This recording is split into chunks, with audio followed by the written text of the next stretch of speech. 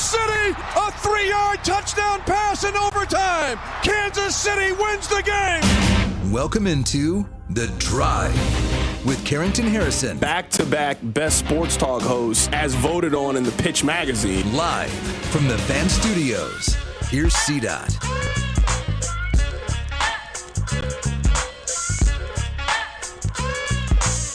Let's do this. Another day, another dollar. Happy Red Monday to you and yours. The Kansas City Chiefs are once again heading to the Super Bowl. Super Bowl 59 next Sunday in New Orleans against the Philadelphia Eagles.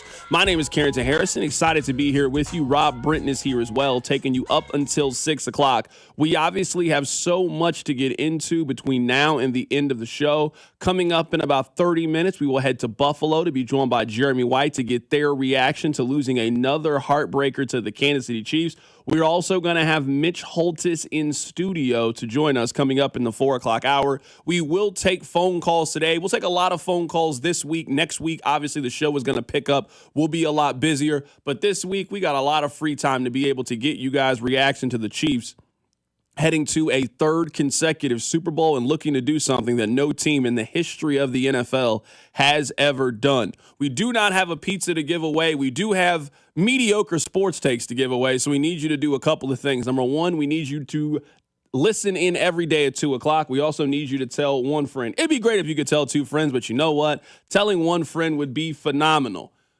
You guys are wrong about something. You guys think that the Chiefs won on January 26th of 2025. You're wrong. This game was actually won on April 27th of 2017. This was a very pivotal moment for the Kansas City Chiefs and the Buffalo Bills. The Buffalo Bills had Tyrod Taylor as their quarterback. They also had a top 10 pick in the NFL draft. Now, what should you do in that scenario? You should draft a quarterback. You had a chance to get Patrick Mahomes. At the time, you had a chance to get Deshaun Watson. They were climbing up boards. But you know what? Buffalo, at that exact moment, made a decision that they didn't know it at the time. Eventually, they were going to hand the Kansas City Chiefs the weapon that the Chiefs were going to use to destroy them on April 27th in 2017. You guys know the details. The Kansas City Chiefs make a trade up from 27 to 10 to go get Patrick Mahomes. And from that moment, Patrick Mahomes has terrorized the Buffalo Bills more than he has terrorized any other team in the National Football League. Not any team in the AFC West, not Cincinnati, not Baltimore. The team that traded Patrick Mahomes has been the team that he has terrorized the most so far in his career. They did not know it at the time, but the Buffalo Bills handed the Kansas City Chiefs the weapon that eventually they would use to beat them over the head time and time and time and time again. It wasn't just the Patrick Mahomes trade. That obviously is a major center of this. The biggest reason why they lost yesterday is Patrick Mahomes is on the field and he plays for the Kansas City Chiefs. But it's not just that on why they lost yesterday. Fast forward a couple of years later, Buffalo is in a very similar position of need. This time not at quarterback, but they're looking for a young corner. The Chiefs have their eye on Trent McDuffie. I believe Buffalo also has their eye on Trent McDuffie. But you know what? One team just wanted him a little bit more. I think it was known in NFL circles that these two teams were going after a corner. The Chiefs beat Buffalo to the case, and they go get Trent McDuffie. The Bills have a consolation prize. They take Kaiir Elam out of Florida. Well, you got a corner, we got a corner. This is going to be a move and a decision that we were going to be able to track. Well, we know what's happened to Trent McDuffie. Trent McDuffie has turned into one of the best corners in the National Football League, and Kaiir Elam was barbecue chicken alert yesterday.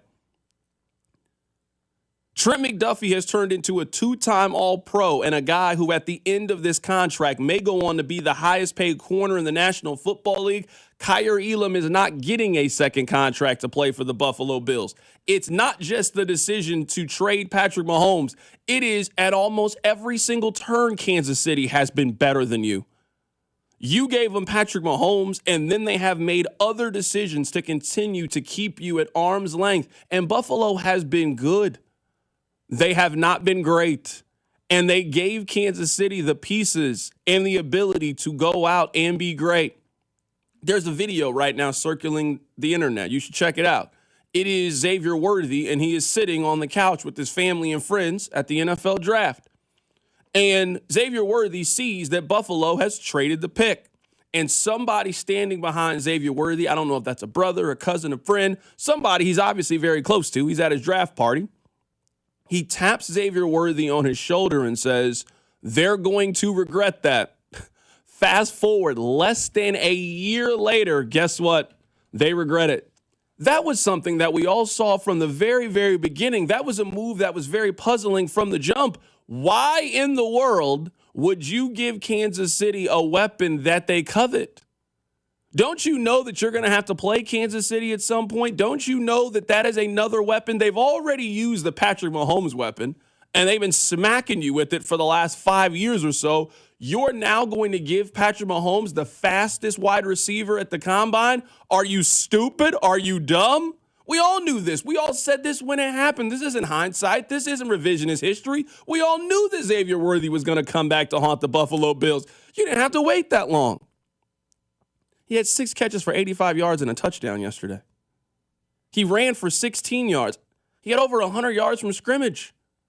Keon Coleman missing in action. Dalton Kincaid, MIA. Was he even playing yesterday? Buffalo beat themselves yesterday. And I'm not talking about turnovers. I'm not talking about officiating. I'm not talking about misplays. Buffalo at almost every single turn has been behind Kansas City in the offseason. And it is impossible for you to make up that difference once the games start. Once you give the other team their quarterback and they hit on quarterback, and they don't just hit on quarterback, they get one of the 2 greatest quarterbacks in the history of the league. That is a deficit that you will never be able to make up.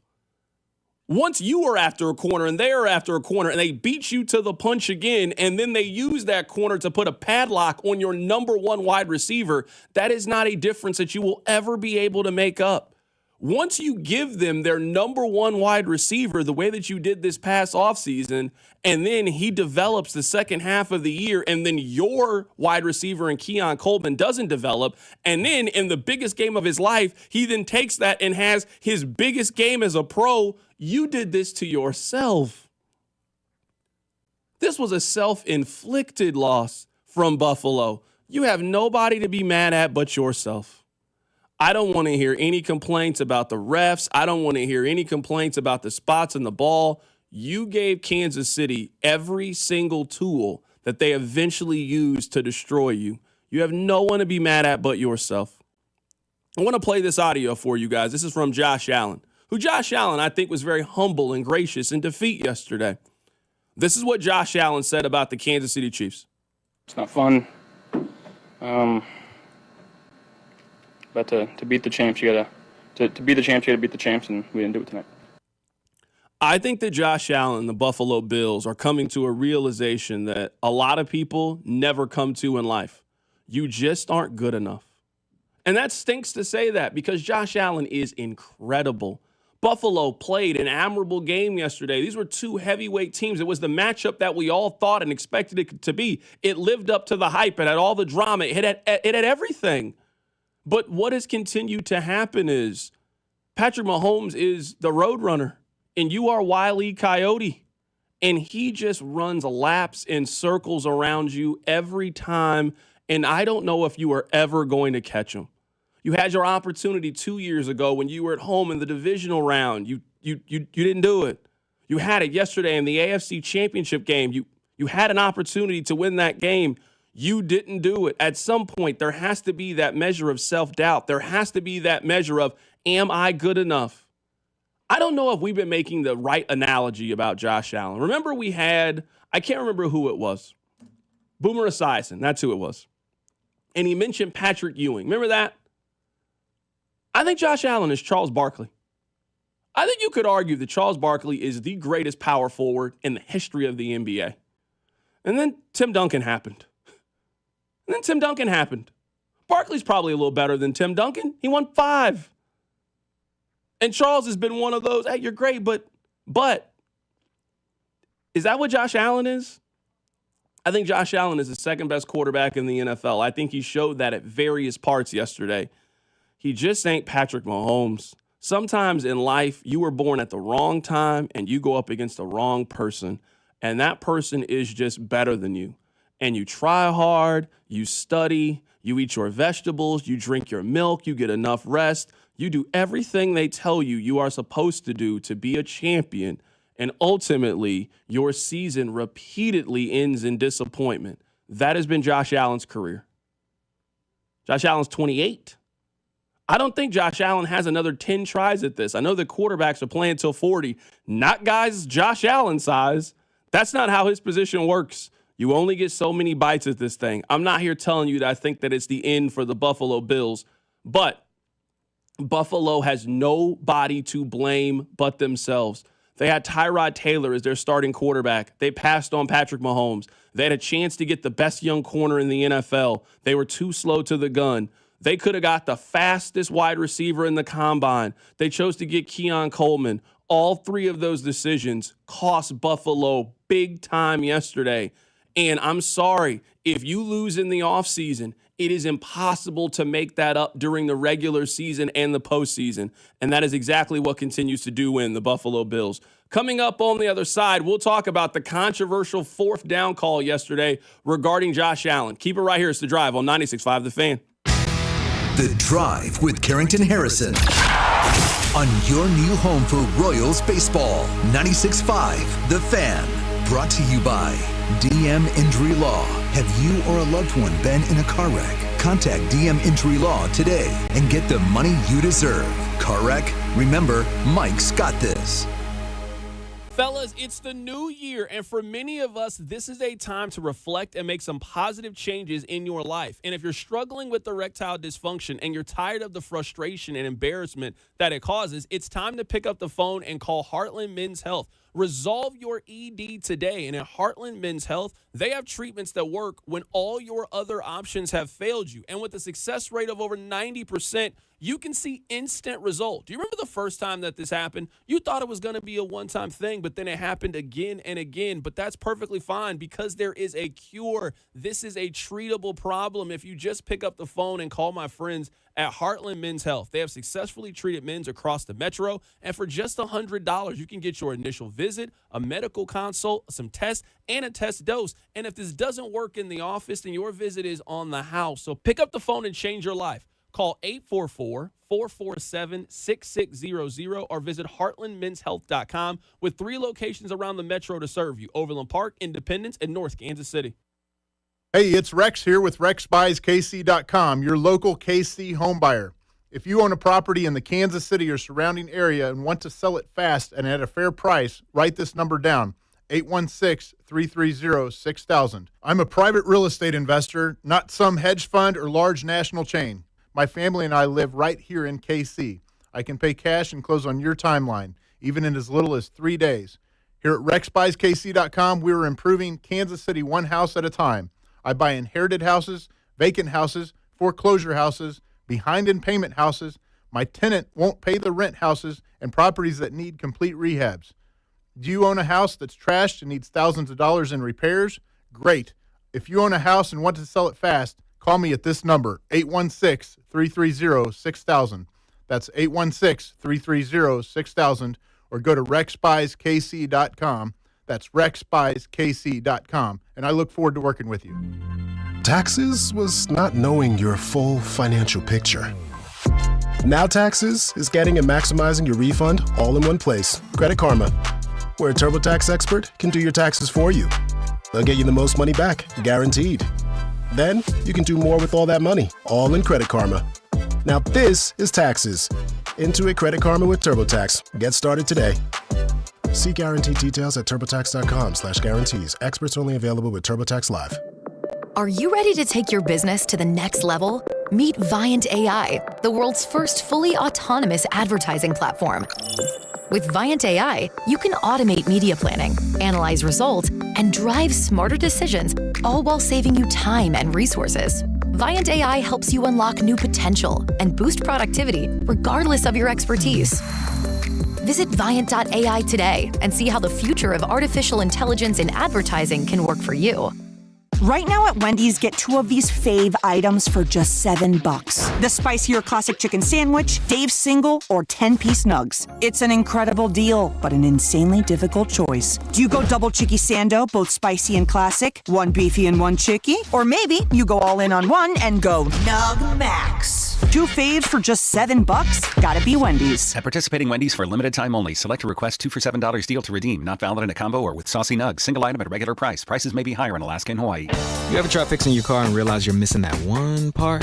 Yeah, been there. That's why eBay's my go-to. They've got millions of parts, guaranteed to fit.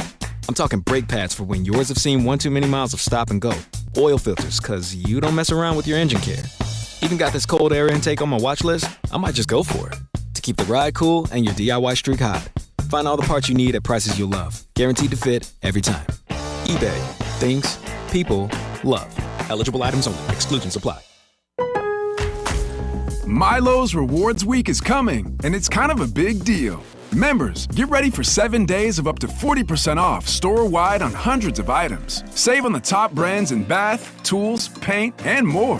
Our biggest member deals are on January 30th through February 5th. So if you're not a loyalty member, now's the time to join for free. Lowe's knows home improvement. Loyalty program subject to terms and conditions. Details at lowes.com/terms. Subject to change. Okay, so that's with bacon, cheese, lettuce, tomato, grilled onions, ketchup, and hold the pickles. You know what you like. You wouldn't order your burger just any way. Why should your sports talk be any different? With Chapters on the free Odyssey app, you can choose the topics that matter to you most. Whether it's reactions, matchup previews, injury updates, or team news, quickly find what you really care about. Your football talk, your way. Download the free Odyssey app and start listening today. You're listening to 96.5 The Fan from the Mission Plumbing, Heating, and Cooling Studios. Chiefs fans, it's Justin Reed. Welcome to The Drive with C-Dot on your home of Chiefs football. 96.5 The Fan. Text line 913-586-7965. C-Dot, I hope you continue your standing tradition and we get some Buffalo sports radio calls today. Someone else said, C-Dot, can you let me know when we're going to hear from Buffalo? Well, you know what?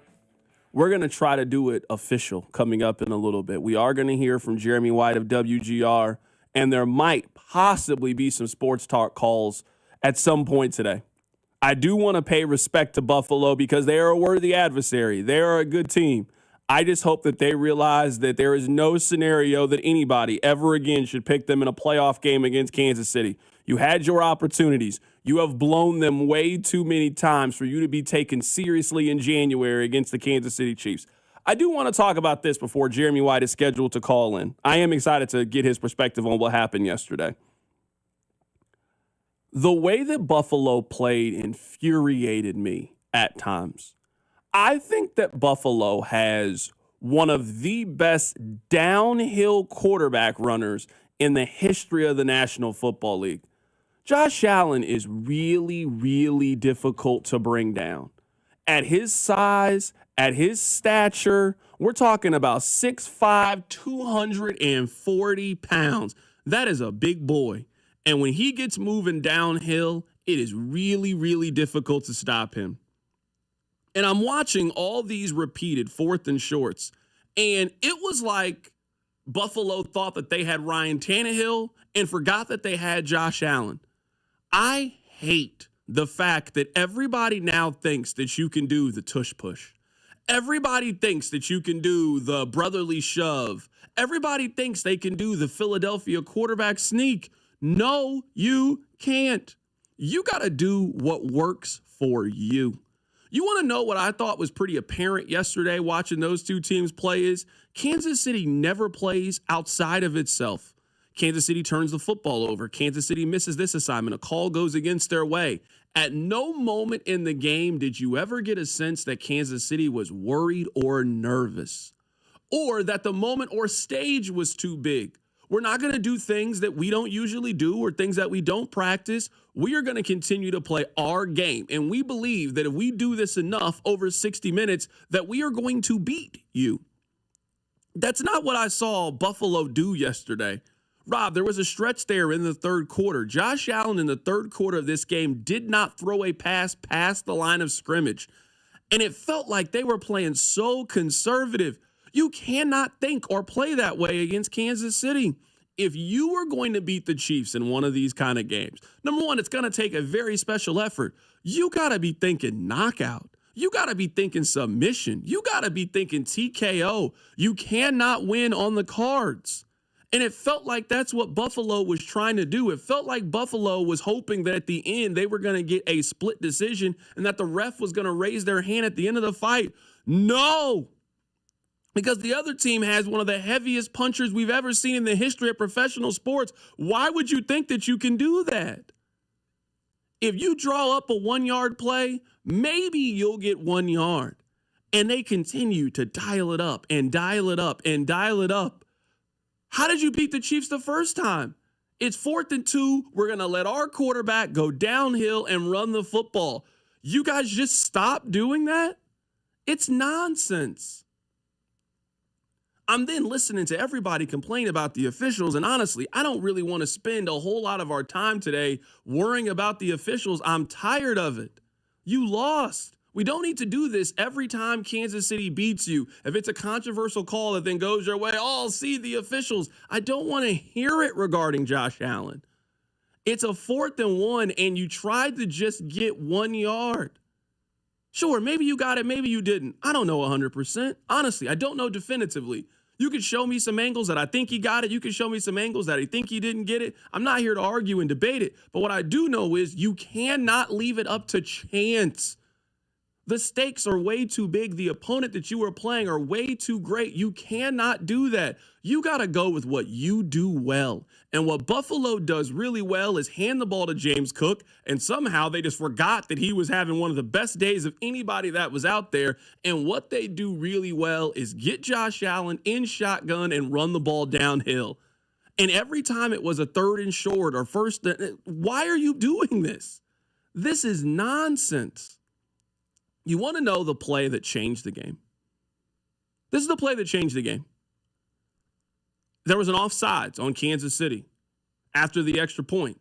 Buffalo had the decision. They could just take the 1 point that they have, or they could decide to go from 2 from the 1 yard line. That was it. You had that decision. You can just move forward and act like the penalty didn't happen, or you can now be aggressive and try to go for it. I don't have any problem with you being aggressive and then trying to go for it. And then the Chiefs stopped it. And if you go back and you watch that game and you follow the math of the game, Buffalo chased that decision for the rest of the evening. They chased their failed 2-point conversion for the rest of the night by not doing their game. You can't get the Chiefs outside of themselves. Better teams than Buffalo have tried. Better teams than Buffalo have had Kansas City in a more peculiar situation, down by more, where the odds looked a lot grimmer than they did yesterday. And the Chiefs have always kept their composure, they've always kept their cool, and they've always figured it out. They didn't have playoff Travis Kelce yesterday. They still figured it out. Their number one running back that everybody was so excited for them to get back, he had, 17 yards rushing yesterday? It's okay, we'll figure it out. That's what this dynasty has been about. It has been about one team's constant ability to figure it out. We didn't turn the ball over for 2 months. Well, we turned it over. It's okay. We'll figure it out. That's all the Chiefs do is figure it out. I don't know why these other teams in the National Football League don't have that same gumption to go out there and figure it out. You had a 4th and goal with everything on the line, and you got stopped. You had a 4th and short in the middle of the field, and you left it up to the officials to spot the ball? No, you want them to do your work for you. You got to be thinking knockout. You can't be thinking that you can win this game going to the cards. You can't be thinking that you're winning this game by decision. Not at Arrowhead. Not on the road. You cannot do that. And we saw Buffalo, I think, try to leave it up to the officials to get the correct spot We saw them do that at least 5 times yesterday. That is a loser's mentality. That is not what winners do. You needed 1 yard. You drew up a 1-yard play. You got stopped on a 50-50. That's the way the football happens. I actually feel like the 2-point conversion play was the right call for the Bills, but I think the Bills weren't consistent in that mindset. And to your point about winning by decision, I felt like there were moments over the course of the game where the Bills were going for the knockout punch, but they were inconsistent doing it. Mitch Holthus has said this about teams that play the Chiefs. They just kind of lose themselves. They lose track of everything. They just kind of get, whether it's just be like they're drowning, whatever the analogy you feel, that happens. Because they were ultra conservative in the tush-push play over and over and over again, but they kept going for it on 4th down, which is inherently aggressive. I feel like the Bills thought they had a knockout punch, but never actually knew how to throw the punch, which is crazy because the team that I saw play in Orchard Park did that exact thing. But yet again, as Mitch Holthus always says, the Chiefs had that team just befuddled. They didn't know what to do in big moments. They didn't know whether to kick, go for it, what the play call was when they're going for it. That the play before the marquee 4th and 5 into the game, the Bills are trying to little quick hitter. The Bills lost track of themselves. And I think that's what the Chiefs do to people. They just cause you to lose track of yourself. We are going to be joined by Jeremy White of WGR coming up here in just a bit. Before we do that, we're going to hear from some national voices to get their reaction on what happened yesterday in the AFC Championship game as the Chiefs once again defeat the Buffalo Bills. They also once again find themselves going to the Super Bowl. Here's RG3. I do believe that Patrick Mahomes has turned Josh Allen into Phillip Rivers. This was Josh Allen's opportunity to be Tom Brady. To be Peyton Manning. Manning started 0-2 against Brady, then finished 3-2. If Josh would have got this one, he would have been 1-3 against Mahomes, and I think that would have made them confident that in the future, hey, we can continue to beat this team. Now they're in no man's land. They have no idea how to beat the Chiefs. They can play perfect, and it's still not perfect enough because they're not playing perfect enough in the right times during the game. So now Josh Allen is on a Phillip Rivers trajectory, and that's not a bad trajectory. Phillip just doesn't have any Super Bowls. That was RG3 earlier today. He was on Kay Adams' show. I don't know if he's Phillip Rivers. It seems a little bit premature to have that conversation, but I do agree with the core of what he is saying. If you were Josh Allen, there has to be that measure of self-doubt. You have done this a lot. You've done this with different pieces. You tried this at home. You tried it on the road. You have spent the last 4 years of your life constantly chasing one individual. You have spent the last 4 years every single day, whether you are watching film, whether you were in the offseason, how you change the way that you train, the way that you eat. You have spent the last 4 years of your life obsessed about one individual. And every single time he gets away with it, every single time he stays ahead of you, he makes one more run than you do. He makes one more throw than you do. His team makes a play that your team didn't make. No matter what you do, if you were Josh Allen, there's somebody in the world that is just noticeably better than you at this, and that has to burn your soul. It does. It has to burn your soul. You can hear it in his voice when the game was over. It's not fun. But to beat the champs, you gotta be the champs. You gotta beat the champs, and we didn't do it tonight. That was Josh Allen after the game, giving us his thoughts on what happened. We're going to be joined by Jeremy White here coming up in just a little bit. You heard from RG3. Let's hear from Nate Burleson. Say this to the fan bases out there. If you're not a Chiefs fan, that's okay. But resist the urge to fall for the narrative that we're tired of seeing them win, that we might be fatigued of watching KC go to the Super Bowl over and over again. You are witnessing greatness, and just be happy that you are alive to be there to see it. That was Nate Burleson yesterday on the field after the game talking about the Kansas City Chiefs. This is greatness. We have seen a team that is doing something that no team in the history of the NFL has ever been able to accomplish. This is one of the greatest runs, not just in the National Football League. This is one of the greatest runs in the history of the National Football League. for the Kansas City Chiefs. Let's head to the phone lines right now. I'll be joined by Jeremy White of WGR in Buffalo to get his perspective on yesterday's AFC Championship game. Jerry, man, appreciate you hopping on today. Anytime. Absolutely, man. You have the morning show, so you get the first crack at this thing. I'm imagining that the mood was pretty somber today due to what happened in the AFC Championship game. Yeah, it's funny. Like, think of the difference between the Commanders and the Bills. The Commanders have the same season, but they're an upstart, and they've, not been there before. And here are the Bills it's kind of Groundhog Day, right? It's the same game every year, same spot every year. There's one game or 1 year where they lose to Cincinnati that would have been on the way to Kansas City. So, winning the regular season, losing the playoffs, it's frustration because Bills fans feel like this team is good enough, but also not good enough.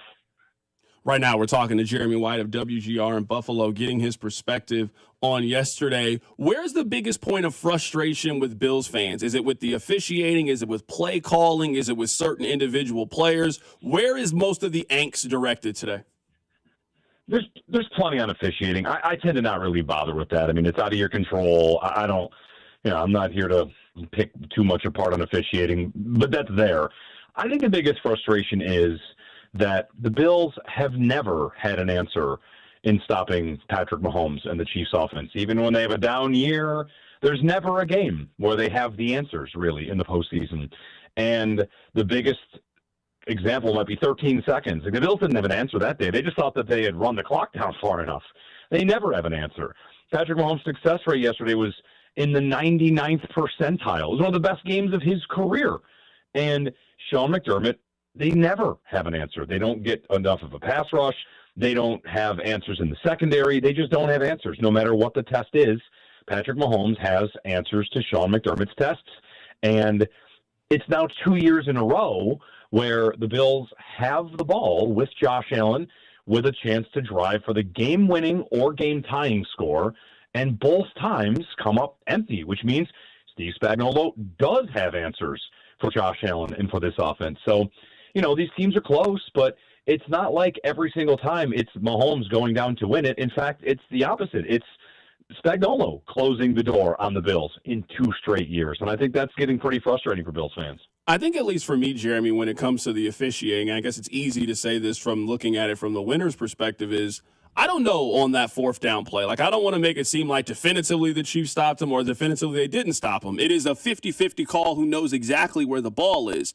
Where I would maybe push back on Bills fans is you can't leave it up to chance in that way. I made the analogy right before you hopped on. It's like in boxing. You got to knock out the champion. You can't expect to win the fight on the scorecards. And that's what I felt like Buffalo tried to do way too many times. They called too many plays that the design of that play is to just get 1 yard. No, you need to call a play that you could possibly get 6 yards. And where I'd be frustrating with the play calling is I felt like Buffalo tried to be the Eagles yesterday, where I feel like Josh Allen's strength is you got to get him going downhill on a power run and let him run over a guy or make a guy miss. Where I felt like way too many times in short yardage situations, they either got away from James Cook, who was unstoppable at times yesterday, or they tried to make Josh Allen a different kind of player.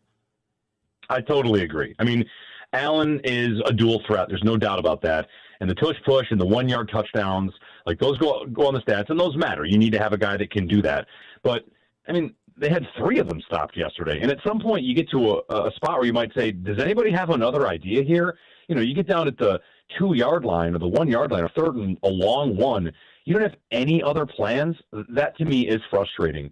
And with Allen, I mean, he has tons of ability. The other thing that bothers me with their offense, and their offense is good, but I'm not the biggest fan of its design. And part of the reason is because they're throwing tons of screens and lots of throws behind the line of scrimmage. And the play before the 4th down that ultimately ends it for the Bills offensively is a 3rd and 10 screen to Amari Cooper. And that's kind of the same mindset. Like, oh, okay, you're trying to get 4th and manageable. You can't get 11. You can't get 17. There's no ability to rip off chunk plays down the field for this offense. It just felt like it was lacking a little bit. So when you're having Josh Allen throw a bunch of screens and behind the line of scrimmage stuff, you're taking Josh Allen out of the game and limiting him. So the offense has its share of problems this year. Maybe to a fault, Bills fans believe this entire year was kind of a referendum on Stephon Diggs and how they didn't need a number 1 receiver. And you know what this offseason is going to be about? Oh, yeah, sorry about that. We're going to need somebody else out there that might be a blue chipper because they just need better players. They need more big-time players on their defense and at least one more on their offense. Right now, we're talking to Jeremy White of WGR, getting his thoughts on yesterday's AFC Championship game. It's going to be a play that people aren't going to talk about for years to come, but I feel like the most important play in this game was the offsides on the kick, because then Buffalo has a decision. You can just take the 1 point and forget that it all happened, or you can go for the first and goal from the 1, I guess, on the 2-point conversion. That play then gets stopped, and I felt like from that moment on, Buffalo was chasing that decision for the final, 35 minutes of the game. Maybe. We've had a couple calls about the conversions, but not too much. McDermott's come a long way. He went for 4th downs. We went for 6 4th downs in this game. That's the other thing. If you think about their 2 touchdowns that they scored as they're mounting a comeback, the one James Cook gets in where he dives and just barely makes, and then Curtis Samuel's a 4th down touchdown. I honestly feel the Bills were a little bit fortunate to be in this game, and at 22-21, you got a bit of a strange score because of the 2-point conversion and the chasing of it. I felt they were lucky, and for a minute there, it felt like they're going to steal this game and somehow come away with a win in a game that I did not think they were the better team. So there's a lot of things to point to. We haven't spent too much time on the conversions because we thought they were just not the better team. I'm looking at the way that these two teams have kind of drafted as well, and we don't got to kind of rehash the Patrick Mahomes thing. That's obviously kind of the elephant in the room, is that Buffalo could have drafted Patrick Mahomes. But another decision this year was Xavier Worthy, and you and I had this conversation when it happened. Like, of all teams, why in the world would Buffalo help Kansas City go get a receiver? And then Xavier Worthy has his best game of the season, and then your guy, Keon Coleman, he doesn't really have a major contribution in the game. And Dalton Kincaid, a player that I really liked and thought he was going to be a dangerous weapon in Buffalo, neither one of those guys play really well. I didn't like either move. I didn't like the Kincaid pick. He's a fine player. I didn't like it. They had Dawson Knox, who's a fine tight end who they paid big money to, and Kincaid meant a lot more 2 tight end sets. And we heard a lot about how Kincaid was going to be a matchup nightmare. That's never really happened. I told you a couple weeks ago the Bills have had 9 different players lead them in receiving this year, and Kincaid is not one of the 9. He's just never a big part of their offense. So Kincaid was always a bit of a detour for me. When the Bills needed receiver, they went tight end, and they said, think of him like a receiver. That didn't make any sense. And the Worthy trade, I've been on this since the day it happened. I hated it. I hated the move.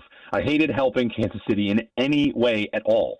And you've got some people that defend it would say, do what you're going to do. It doesn't matter what they think about your offense and what they think you're going to do. You have to make a point to do what's right for you. Well, in order to come out on the right side of that trade, you needed to win it by a lot. You're already behind Kansas City to start the conversation. So if it's an even trade, you're still behind. Don't do that. There was never any reason to do that for me. And they got Coleman, who, fine, he's a role player for them. He had a decent rookie season, but Bills fans kind of got it in their head that Worthy was a gadget guy, which I think is because he's small, right? So he's a huge part of their offense. And in that draft, both teams desperately needed receiver help. The Bills just didn't find anybody they liked, and the Chiefs did, and they reaped the benefits. So I hated the trade. It wasn't really about Worthy versus Coleman. It was principle. It's the Chiefs' call this year, and it's draft day. Hang up. Don't take that call. I would never have taken the call to begin with.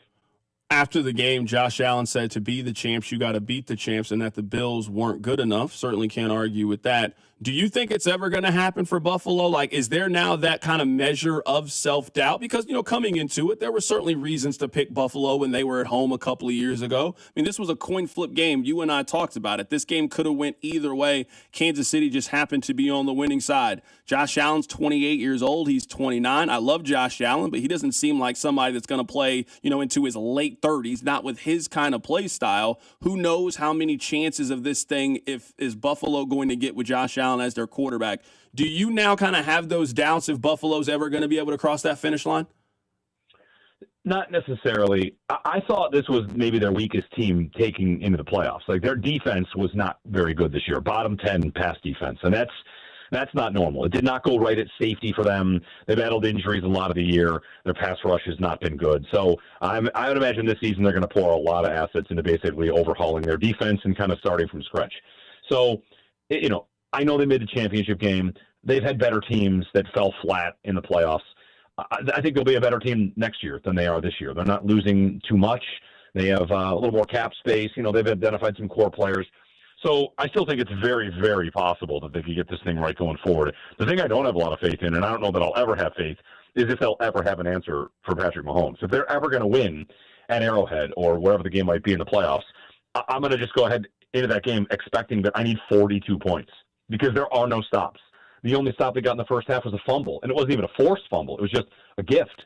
So without that, they score more points. Last year in the game here in the divisional round, when Mecole Hardman fumbles out of the end zone, if he doesn't do that, it's a 2-score game. Like, the Bills really have never made stops in the playoffs. Their defense underperforms, and against Kansas City, I think that the coaching advantage is always going to be on Kansas City's side for the most part, and the only way the Bills are ever going to get by is if they actually have some game wreckers and some guys other than Josh Allen that can make a difference. And right now, the search is on for a couple more of those players. That is our guy, Jeremy White of WGR in Buffalo, giving us the Bills' perspective on yesterday's AFC Championship game. Jeremy, great stuff, man. I appreciate you. We'll talk next year, and the regular season game, I'll tell you, it doesn't matter, and, you know, on and on we go.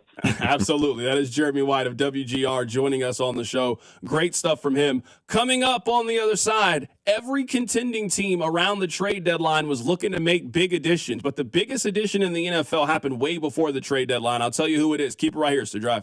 The Drive with Carrington Harrison on your new home for K-State Athletics, 96.5. The Fan, brought to you by DM Injury Law. Have you or a loved one been in a car wreck? Contact DM Injury Law today and get the money you deserve.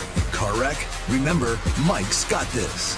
Continuous improvement engineer needed by CertainTeed LLC to work in Kansas City, Kansas. Responsible for identifying and implementing process improvements in manufacturing operations. Interested candidates should send resumes to CertainTeed LLC HR. Job code 1416, 103 Funston Road, Kansas City, Kansas 66115. That's CertainTeed LLC HR. Job code 1416, 103 Funston Road, Kansas City, Kansas 66115.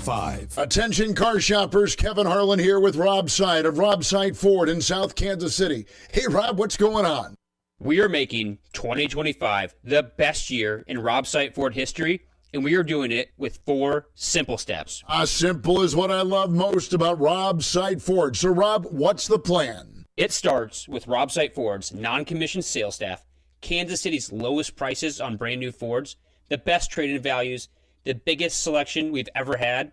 With those 4 steps, it is my personal mission to make Rob Site Ford the easiest, most value-driven Ford dealership in Kansas City. No BS. That's why Rob Site Ford is the only dealership I'll send my friends and family to.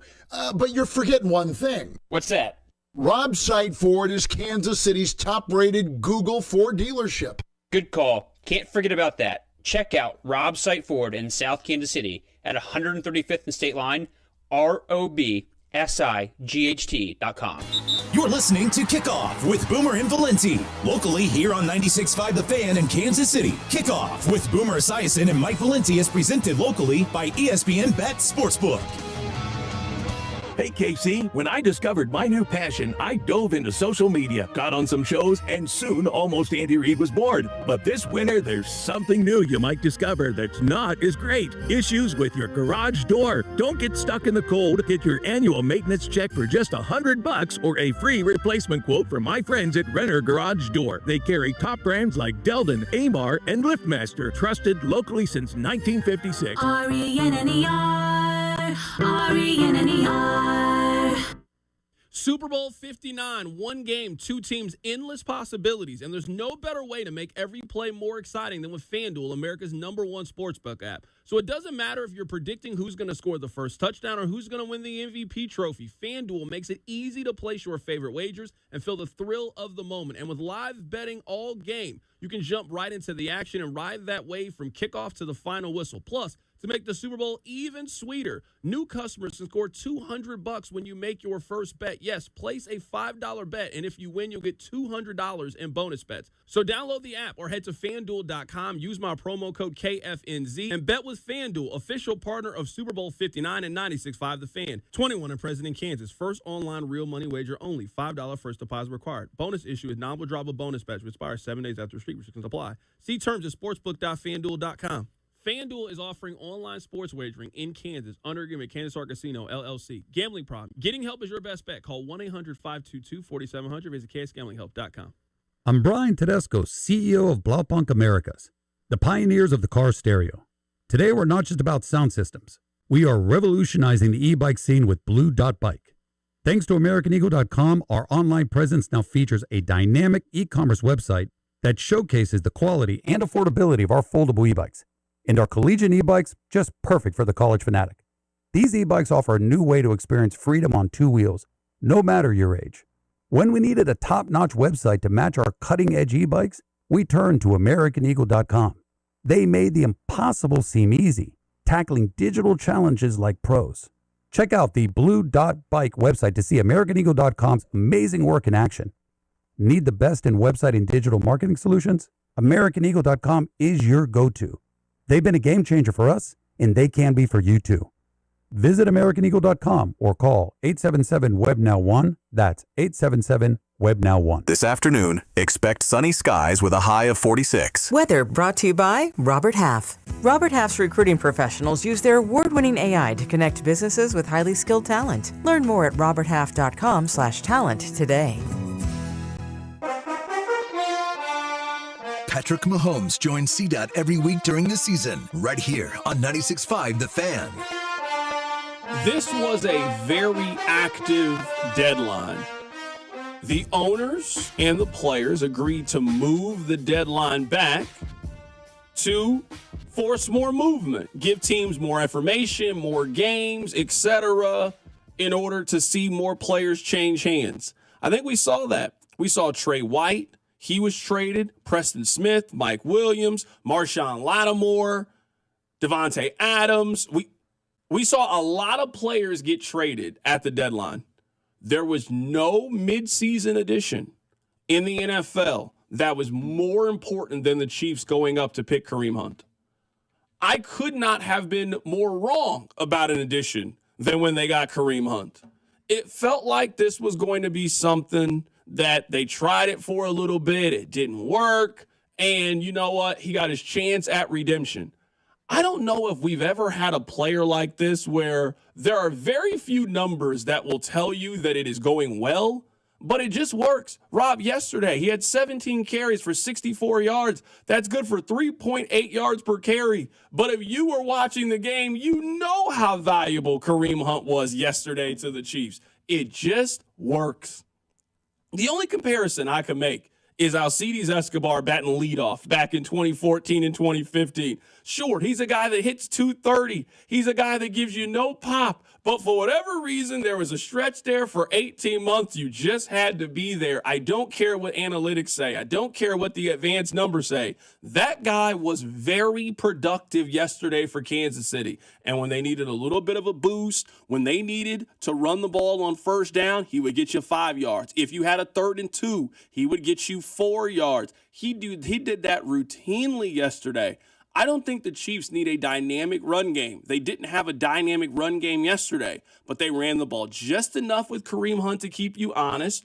It keeps the play action alive, and they ran that a couple of times. They ran it to Isaiah Pacheco, where he got a first down. They ran it to Samaje Perine, where he also got a first down. Patrick Mahomes can take off and run, and they use that as part of their run game. They can cobble the yards together to be able to do it, but there is no denying the impact for Kareem. And the Chiefs' offense, if you look at this season, it is undeniable when you look at the numbers. The Chiefs' offense was the best version of itself this year when Kareem Hunt was in the middle of it. When they showed a dedication to giving Kareem Hunt the football and giving him 15, 17, 20-plus carries, that was the best version that they had offensively. The Chiefs really could have scored 40 yesterday. If it wasn't for that fumble, which was kind of on Isaiah Pacheco, neither here nor there, there were not a lot of opportunities, I thought, for Buffalo to get off the field, and I didn't really feel a lot of times that they really pressed Kansas City defensively.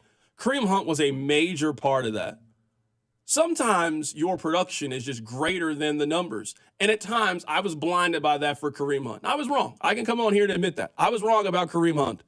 Yes, he ran for 3.8 yards per carry. That does not tell the full story of what his value was yesterday and how important he was to what Kansas City was doing. They needed him yesterday. They needed his explosiveness. They needed his toughness. They needed him in short yardage situations. He is the best running back on this team as of now. And it's not just, to me, the fact that he sort of salvaged his year. He's going to be in the NFL next season. He was not on a roster in training camp. He was not on a roster in week 1. It was unsure if Kareem Hunt was going to get back in the league. A lot of teams could have got this version of Kareem Hunt and decided to go in a different direction. Kansas City took a chance on Kareem Hunt. I'm assuming they had some real tough conversations and that nothing was going to be given to you, nothing was going to be promised, and he played his way onto the Chiefs roster, and I would guess that he's going to be back next year. He's too valuable out of the backfield. He's too valuable running the ball. He's too valuable in short yardage situations. The team likes him. They rallied around him. You know he's going to give you everything he's got. They are not letting Kareem Hunt go play for fill-in-the-blank team next year. They will find a way for him to be back next year. And if you look at some of the moves, and there are certainly bigger and better players that got traded, there was no player that made more of an impact that changed hands this season or was added to a roster at any point this year than Kareem Hunt was for Kansas City. I mean, me and you were both wildly wrong on that. And I sometimes hate the idea of the eye test. I feel like the eye test is too subjective, and your eye test might be different than my eye test, and both of our eye tests might be different than Cody's eye test, and it might be different than the eye test. I always have felt is a flawed metric, but it works with Kareem Hunt. His season-long production, his in-game production, almost every stat you look at with Kareem Hunt, if you look at it at Pro Football Reference, it's like a spreadsheet, like an Excel one, you'd go, man, that guy's not giving the Chiefs much. He's not adding much. I mean, yeah, he's good on short yardage and gives them some touchdowns, but the body of work, you'd say, that's easy. That's below replacement level play. But if you watch the games on Sunday, everyone came to the same conclusion. No, he is vital to what they do. He is super important to what they do. And for some reason, it does not work into the stats. I was wrong about it. I probably held out longer than you because the stats kept saying, hey, he's average at best. But it just works. And I can't explain it. You can't explain it. Numbers can't explain it. But you just watch the game and it just exists. It happens. He has been great for this team. He's the best running back that they currently have on their roster. That might not be the case in August. That might not be the case in July. As they are heading into the Super Bowl, he is their best possible option. They have rightly made the decision to move on from Isaiah Pacheco and allow him to get healthy. And Pacheco made a big play yesterday, so I don't want to paint it like Isaiah Pacheco had no part in their win yesterday. He certainly made an important play to help them close things out and advance. But they need to continue to make it a point to incorporate Kareem Hunt into their offense. So he needs to get the ball 12, 15, 17 times in the Super Bowl because that is when they have their best version of the offense. Can you guys help me understand one thing? Now, maybe you don't want to understand it, and that's perfectly fine. Buffalo had the ball. It was 32-29. They get the ball back with 3 minutes and 33 seconds left. They have their timeouts. They have the 2-point conversion. This is it. This is Buffalo's opportunity to go down the field and either tie the game or take the lead and put the pressure back onto Patrick Mahomes and the Kansas City Chiefs. Can you tell me how Ty Johnson gets the first carry of that drive? It's 1st and 10 from the 30-yard line. Touchback. All right, cool. Let's start our drive. Hey, where's James Cook at? I couldn't have been the only one that noticed that. Why is their running back not in? He was incredible yesterday. Whether it was catching the ball out of the backfield, whether it was running the ball, he scored a touchdown. James Cook was fantastic yesterday. Hey, why is he not in? All right, it's a little odd. Maybe Ty Johnson's coming in the block. They then gave Ty Johnson the ball. -1 yard. Okay, all right. James Cook didn't touch the ball on the entire drive. Football coaches overthink things all the time. James Cook was your best skill position player yesterday, whether it was running backs, wide receivers, tight ends. He was your best player. He doesn't touch the ball at all on your most important series of the season? That made sense to you guys, but you made sure that Ty Johnson touched it. You made sure that you threw it to Curtis Samuel. You made sure that Dalton Kincaid got a Hail Mary. Buffalo's play calling, their decision making, it made absolutely no sense. Buffalo did a lot of things to go out there and lose that game yesterday, and the Chiefs just continue to be who they are. We turn it over. It's fine. Doesn't matter. We'll figure it out. We'll make the play. We'll get the stop. We're going to confuse Josh Allen and send a blitz and force him to do something that he doesn't want to do. The Chiefs specialize in making you uncomfortable. You cannot make them uncomfortable. Coming up at the top of the hour, Chris Jones was a superhero yesterday, and we'll talk about it. Keep it right here. It's The Drive. The Drive with Carrington Harrison. This man was a bona fide scrub. On 96.5 The Fan, brought to you by DM Injury Law. Have you or a loved one been in a car wreck? Contact DM Injury Law today and get the money you deserve. Car wreck? Remember, Mike's got this. You ever try fixing your car and realize you're missing that one part? Yeah, been there. That's why eBay's my go-to. They've got millions of parts, guaranteed to fit. I'm talking brake pads for when yours have seen one too many miles of stop and go. Oil filters, cause you don't mess around with your engine care. Even got this cold air intake on my watch list. I might just go for it. To keep the ride cool and your DIY streak high. Find all the parts you need at prices you love. Guaranteed to fit every time. eBay. Things. People. Love. Eligible items only. Exclusions apply. At David's Bridal, love is in every stitch. From the initial sketch to the final details, each style is designed with exquisite craftsmanship. Every wedding gown, bridesmaid look, prom dress, and special occasion style in between features handcrafted details filled with love. Come see the magic in person. Book an appointment and sign up for Diamond Loyalty to save 15% on your first purchase. Earn points towards special rewards and more at davidsbridal.com. At David's Bridal, love is in every stitch. From the initial sketch to the final details, each style is designed with exquisite craftsmanship. Every wedding gown, bridesmaid look, prom dress, and special occasion style in between features handcrafted details filled with love. Come see the magic in person. Book an appointment and sign up for Diamond Loyalty to save 15% on your first purchase. Earn points towards special rewards and more at davidsbridal.com. Are you ready to take your business to the next level? Meet Viant AI, the world's first fully autonomous advertising platform.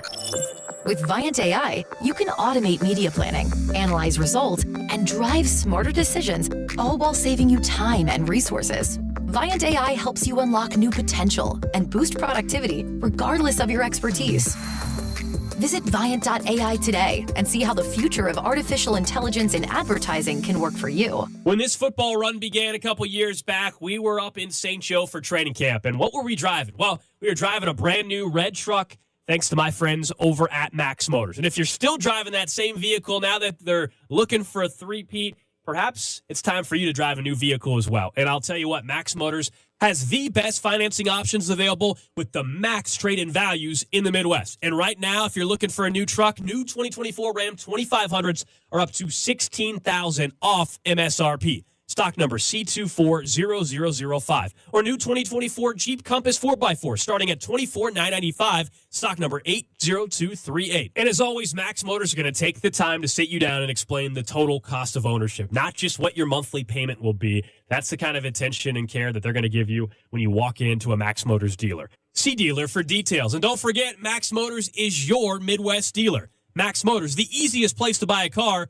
MaxMotors.com. Your skin tells a story. At KMC Dermatology and Med Spa, we understand that stress, time, and life can leave their mark, but it's never too late to refresh, renew, and restore your skin. With 25 expert providers across multiple locations, we make glowing skin easy. Same week appointments? Absolutely. Select Saturday appointments available? You got it. From medical dermatology to advanced aesthetic treatments, we're here to help you look and feel your best. Schedule your appointment today at kmcpa.com. KMC Dermatology and Med Spa. Beyond the surface.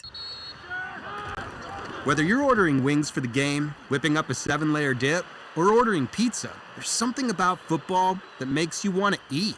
And this football season, Uber Eats has the best deals on game day food. No matter what you're craving, from 2-for-1 pizza to buy one, get one wings, Uber Eats will be dropping new deals each week, all season long. Uber Eats, official on-demand delivery partner of the NFL. Order now. Terms and conditions apply. See app for details.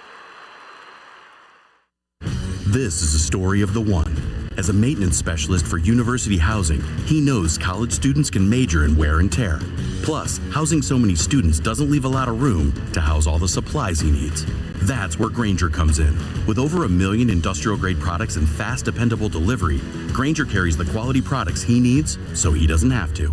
From a new door hinge to a whole new faucet. Call, click Grainger.com, or just stop by. Grainger, for the ones who get it done.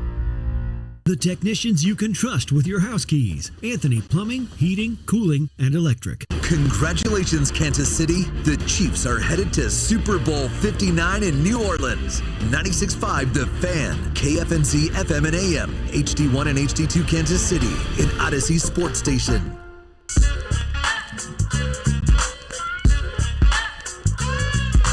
Welcome back into the drive on 96.5 The Fan.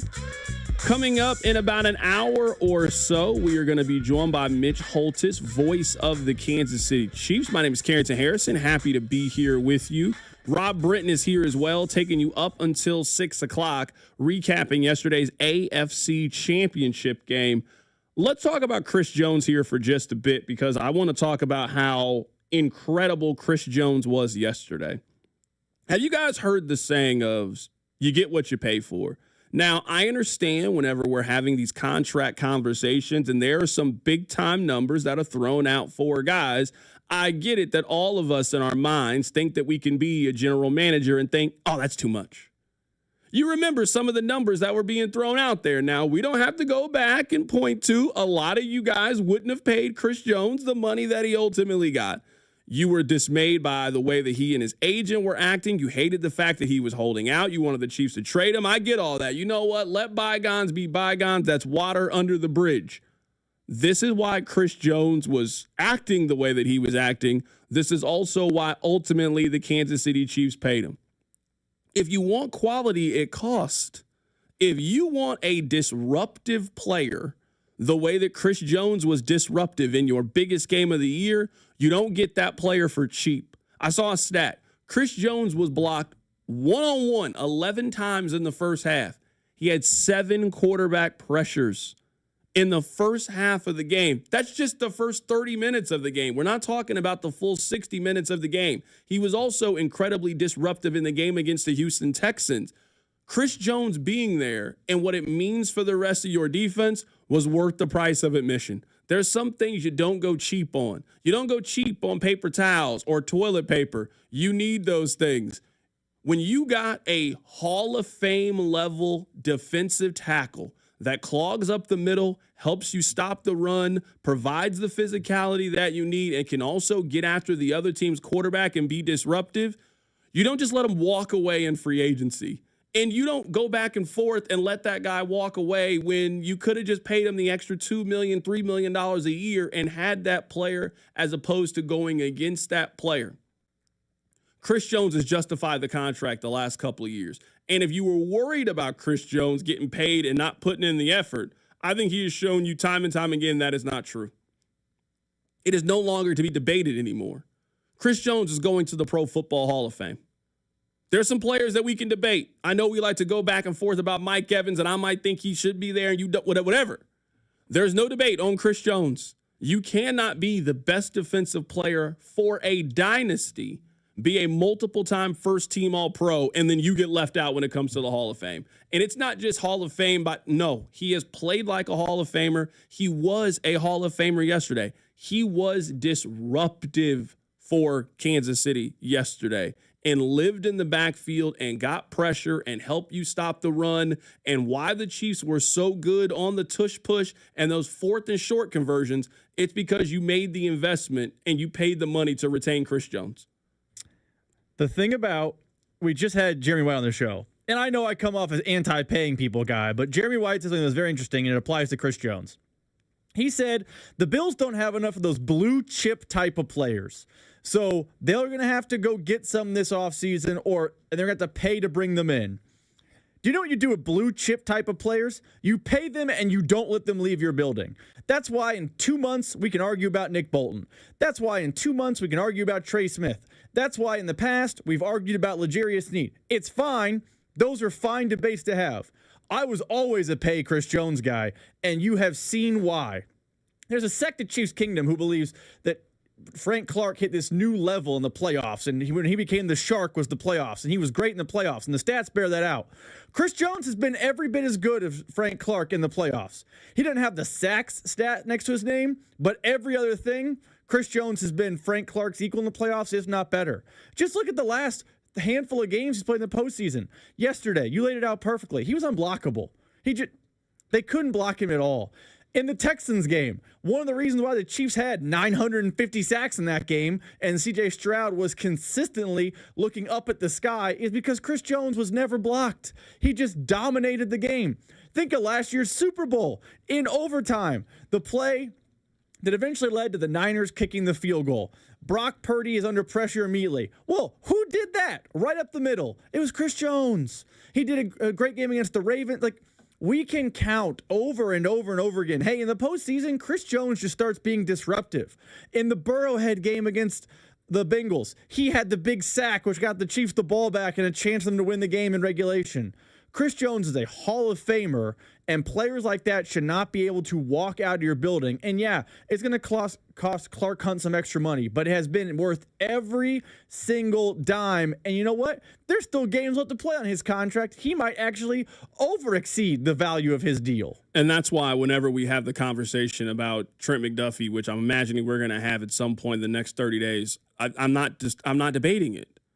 He might be the best young corner in the National Football League. No, I'm not letting Trent McDuffie's not playing for another team at 24 years old and a two-time All-Pro in the first 3 years of his career. I don't want to jump too far ahead, but when you have a special game-changing kind of player, the way that Chris Jones has been in his career, the way that Trent McDuffie has been in his career, those are the guys that you pay the premium for. You pay the 22, you pay the 24 because you want to keep those kind of guys on your roster, and that is what I think Chris Jones has lived up to. A player that has certainly not done that in his deal, and you mentioned the blue chip players for the Buffalo Bills, is Von Miller.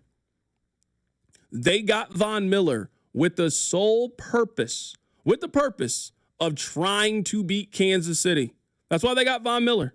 You remember Von Miller helped the Rams get over the hump in the Super Bowl, and then Buffalo went out there and signed him to a crazy deal. They signed him to a 6-year, $120 million deal. Now, there's some funny money there. They gave him $20 million to sign. They guaranteed $51 million. They can now officially get out of that contract. Yesterday, I think, was potentially the last game that we will see Von Miller in a Bills uniform. Now, we'll see dead cap. Can they move some money around? Do they want to extend him? Do they want to kind of restructure the deal a little bit? You will have the opportunity. But now, Buffalo can get out of the Von Miller contract. He got 3 years, $50 million guaranteed, essentially, to go play for the Buffalo Bills, and they'll owe him some money out the door. Yesterday, in their most important game while he has been under contract, he had one tackle. He did not get a sack. He did not force a fumble. He was not in the game plan in any way. Sometimes you can spend money and it burns you. Sometimes you pay for something, you overpay for it, and you end up thinking that you're getting a premium product, and you end up being wrong. Buffalo was wrong.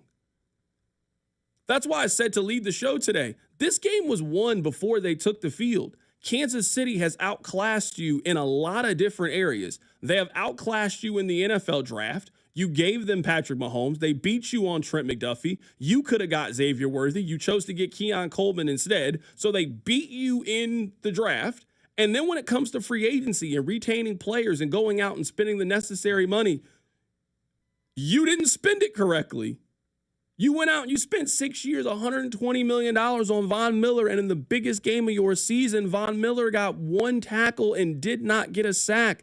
Von Miller, in his 3-year career with the Buffalo Bills, he had 14 sacks and had less than 50 tackles total.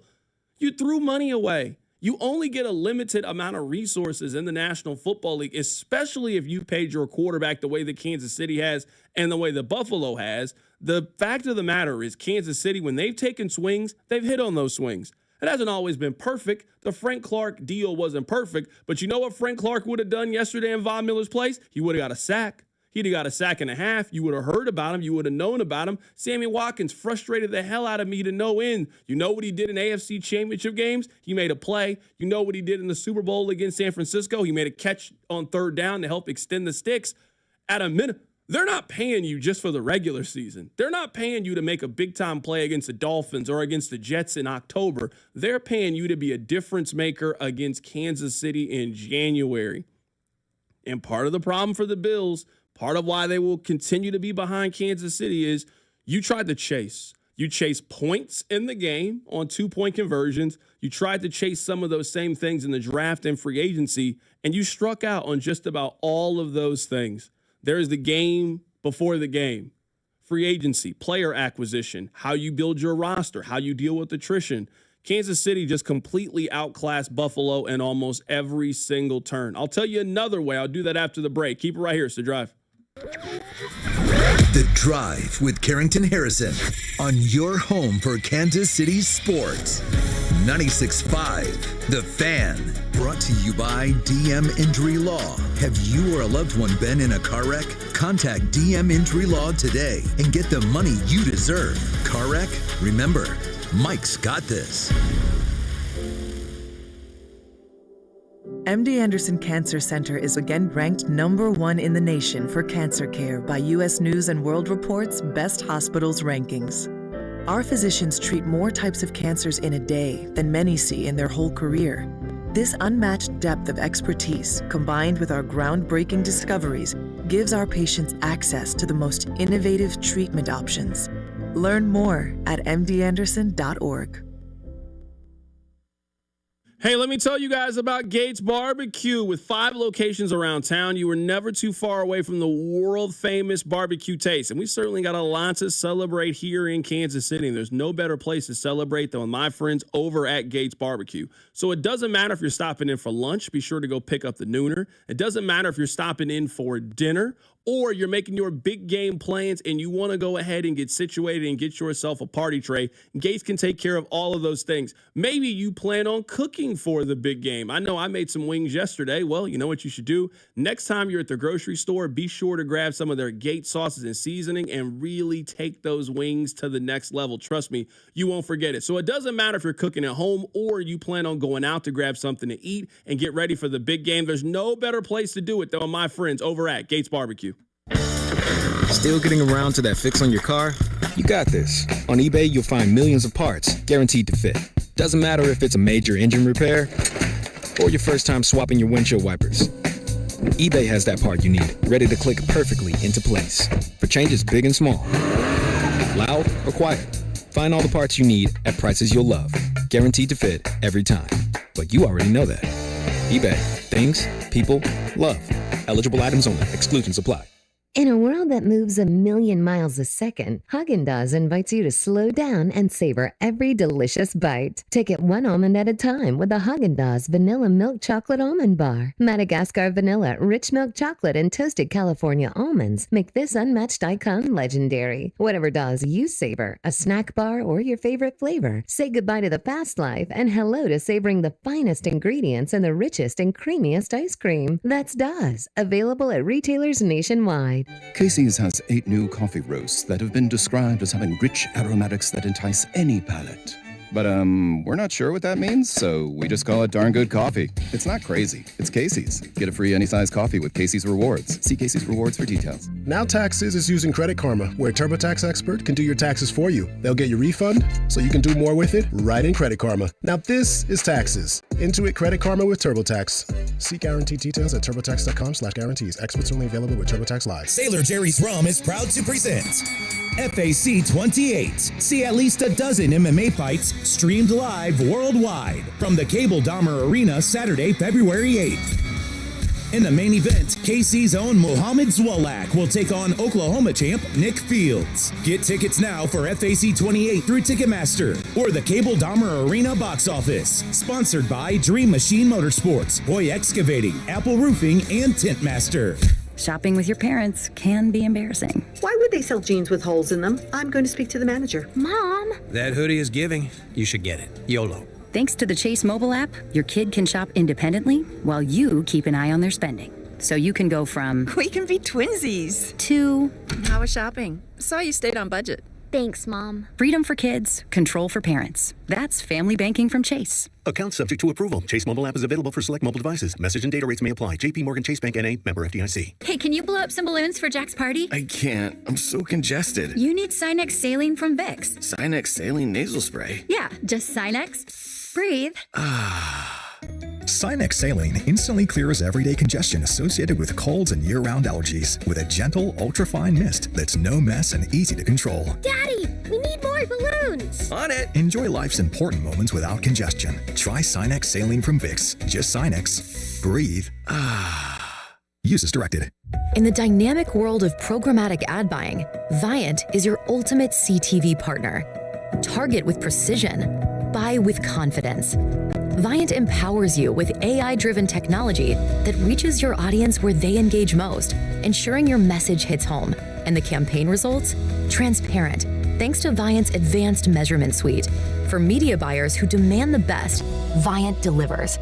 Viant, elevate your CTV campaign performance.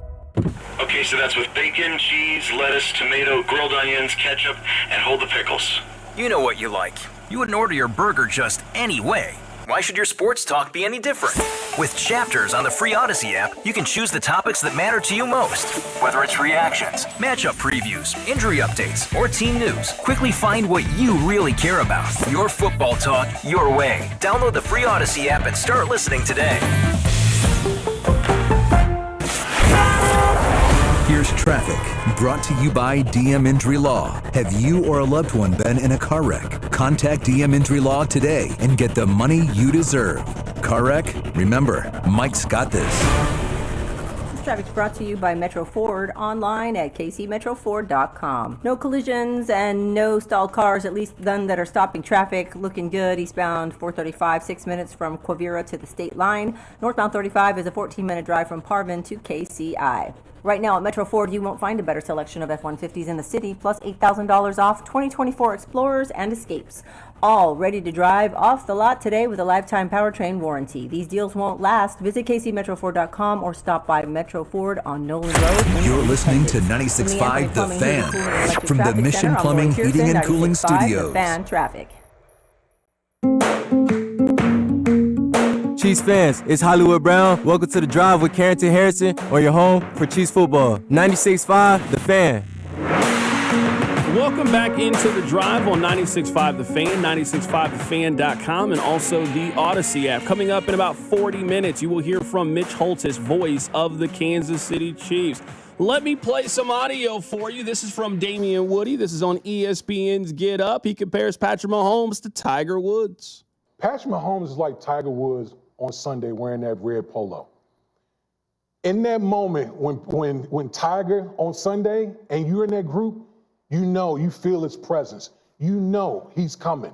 You know when it's time to make that critical, putt, that critical, play, pitch, he's going to make it. And so you know what happens? His competitors get tight because they know Tiger Woods is not going to get tight. He's going to make the right play. He's going to do that. And so that's what we're seeing from Patrick Mahomes right now. All these guys are playing spectacular. But you know what he does? He makes the right play at the right time, and the other guys simply cannot make those plays. At this point, any one of those comparisons that you make apply. If you want to use the Tiger Woods analogy for Patrick Mahomes, go right ahead. It certainly feels that way. If you want to use the Michael Jordan analogy, certainly do that as well. If you want to compare him to Tom Brady and the dominance that we saw in his respective sport, absolutely. All of the examples matter. When you have been the roadblock that Patrick Mahomes has been for almost every single one of your contemporaries, you get to be called some high-level things like Tiger Woods. You remember Tiger Woods' dominance. Tiger Woods was so good that Augusta changed its course to try to slow down Tiger Woods We used to call it tiger-proofing the court. And you think about how many great golfers existed during this time period and how many of them didn't win majors or didn't get an opportunity to do some of the things because Tiger was playing. The same logic applies to Michael Jordan. I cannot tell anybody that they are wrong if that's who they compare Patrick Mahomes to. Every one of these quarterbacks has taken their best shot at Patrick Mahomes, and they have all failed miserably. Josh Allen just broke a record. It is the most playoff losses by one quarterback to another quarterback. He hasn't won once. Not one time. Not a single playoff win against Patrick Mahomes. Lamar Jackson has taken his swings. All of these guys have taken their best to try to knock off Patrick Mahomes, and all of them have laid in defeat. I was reading a tweet earlier today from Bomani Jones, and I think he summed things up personally. They were saying, hey, why do people hate Mahomes? Where does all of this come from? Well, if one person wins all the time and the rest of you are looking around and none of you have won anything, that's where a lot of that resentment comes from. I bet you Josh Allen hates Patrick Mahomes. I bet you Lamar Jackson Hey, don't even bring that man's name up around me. Don't even talk to me about him. I'm tired of Patrick Mahomes. You should feel that way. You should feel, as you are leaving the field, this is the emotion you should feel if you're Josh Allen. It's not fun. But to beat the champs, you gotta to beat the champs, you gotta beat the champs, and we didn't do it tonight. No, they did not do that. You know where I think a major difference in yesterday's game is? I don't want to say the difference, but it certainly was a major difference in the game.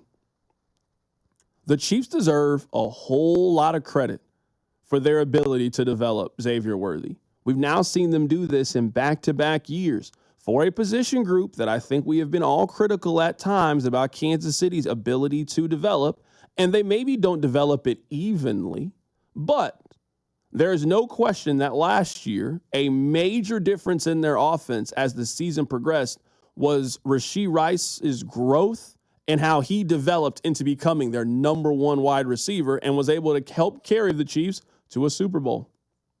Well, now they lose Rashee Rice. And it was a little bit trial by fire with Xavier Worthy, where I think you wanted to bring him along maybe a little bit more slowly than you had to, but you didn't have Rashee Rice, you didn't have Hollywood Brown, you hadn't yet acquired DeAndre Hopkins, and you were kind of throwing Xavier Worthy in the deep end of the pool. It was certainly an adventure at times. I'm not here to lie to you. Xavier Worthy in October was not good. In fact, he was bad for about 5 weeks, but they kept trying and kept trying and kept working and kept trying to figure something out. And they absolutely have with Xavier Worthy. And all of that hard work eventually paid off, where in the most important game of the season, a game in which they did not have playoff Travis Kelce. Now, I'm not here to pat myself on the back, but one of my points when we came into this thing was this team is better equipped that you don't need Travis to be Superman anymore. Now, you needed Travis to beat the Houston Texans. He was phenomenal. He had 117 yards and a touchdown. He was great. Last year's team could not have won if Travis Kelce had 2 catches for 19 yards. You were going to need other people to step up. You got that. Xavier Worthy had 6 catches for 85 yards and scored a touchdown. Kareem Hunt had 17 carries for 64 yards, also caught the ball out of the backfield. Juju Smith-Schuster had a couple of big catches. Hollywood Brown had 35 yards. This team and their offense is not reliant on one individual to have a big day. That's player development. Because Xavier Worthy in the middle part of the season, he was not a guy that could really help you. But they stayed with it. They have figured out his role and his place in the offense, and they have absolutely made the most out of it. He had 2 carries for 16 yards. He had 6 catches for 85 yards. I will absolutely take 8 touches and over 100 yards from scrimmage. He was the best skill position player on the field yesterday. A game in which James Cook played, who is a Pro Bowler. A game in which Travis Kelce played. DeAndre Hopkins, who is a borderline Hall of Famer. There was some big-time talent on the field yesterday. There was no player that was more dynamic than what Xavier Worthy was. And it is impossible to look at how good Xavier Worthy is and how the Chiefs had developed him and then look at Keon Coleman and notice that the same thing didn't happen to him. I liked Keon Coleman coming out of Florida State. He was a receiver that I wanted the Chiefs to go out and get. Keon Coleman was a non-factor yesterday. He was a non-factor in this postseason. As the Chiefs got their rookie wide receiver to start playing his best ball as the season progressed, the Bills were doing the exact opposite. Rob, in the postseason, Keon Coleman had 3 catches for 22 yards. Not in the Chiefs game. I mean, in the 3 games that they played against Denver, Baltimore, and Kansas City, he had 3 catches for 22 yards and didn't score a touchdown. In fact, he got 1 first down in the entire postseason. Kansas City showed you an ability to develop a wide receiver when both teams this offseason needed the exact same thing. Buffalo was replacing Stephon Diggs. They needed to go out and get a wide receiver. The Chiefs last year, their wide receiver room was depleted. We all wanted them to go out and draft a wide receiver. They drafted a wide receiver, and they built him up and built him up and built it up that at the most important game of the season, he could help you win a playoff game. I know that Keon Coleman wasn't a first-round pick. He was the 33rd overall pick. He was basically a first-round pick. At this point in the season, he has to be part of why you win. He wasn't part of why you won. I was telling you guys this week that I was a little bit worried about Dalton Kincaid. I liked Dalton Kincaid coming out of Utah. Thought he was a very good player and could be a very good tight end. And I think he's been okay. I don't think he's lived up to sort of what I thought he was going to be coming out of college, but Dalton Kincaid yesterday had 2 catches for 13 yards. I'm sorry. Buffalo doesn't have enough offensively to be able to have Dalton Kincaid and Keon Coleman combined to have 3 catches for 25 yards and think that you are going on the road to beat Kansas City. That ain't how it works. That ain't how it works. And Mac Hollins is a good player. If Mac Hollins is your number 1 wide receiver, you still got some work to do. You still got a little bit of work to do if Mac Hollins, who is dressed like a Jim Henson Muppet coming to the game, if that's your number 1 wide receiver, you still got some work to do in the draft. And you thought you did that draft. You spent a first-round pick on Dalton Kincaid. You spent a high second-round pick on Keon Coleman after you moved back in the draft, and those guys gave you nothing, while Xavier Worthy gave you everything and had the most scrimmage yards on Sunday for Kansas City. I was probably lead candidate. Made the foremost wrong on Xavier Worthy, because in that bad stretch you mentioned in October, and again, let's make no mistake about it, he was bad in October. I was saying, I don't know, man. I don't trust him.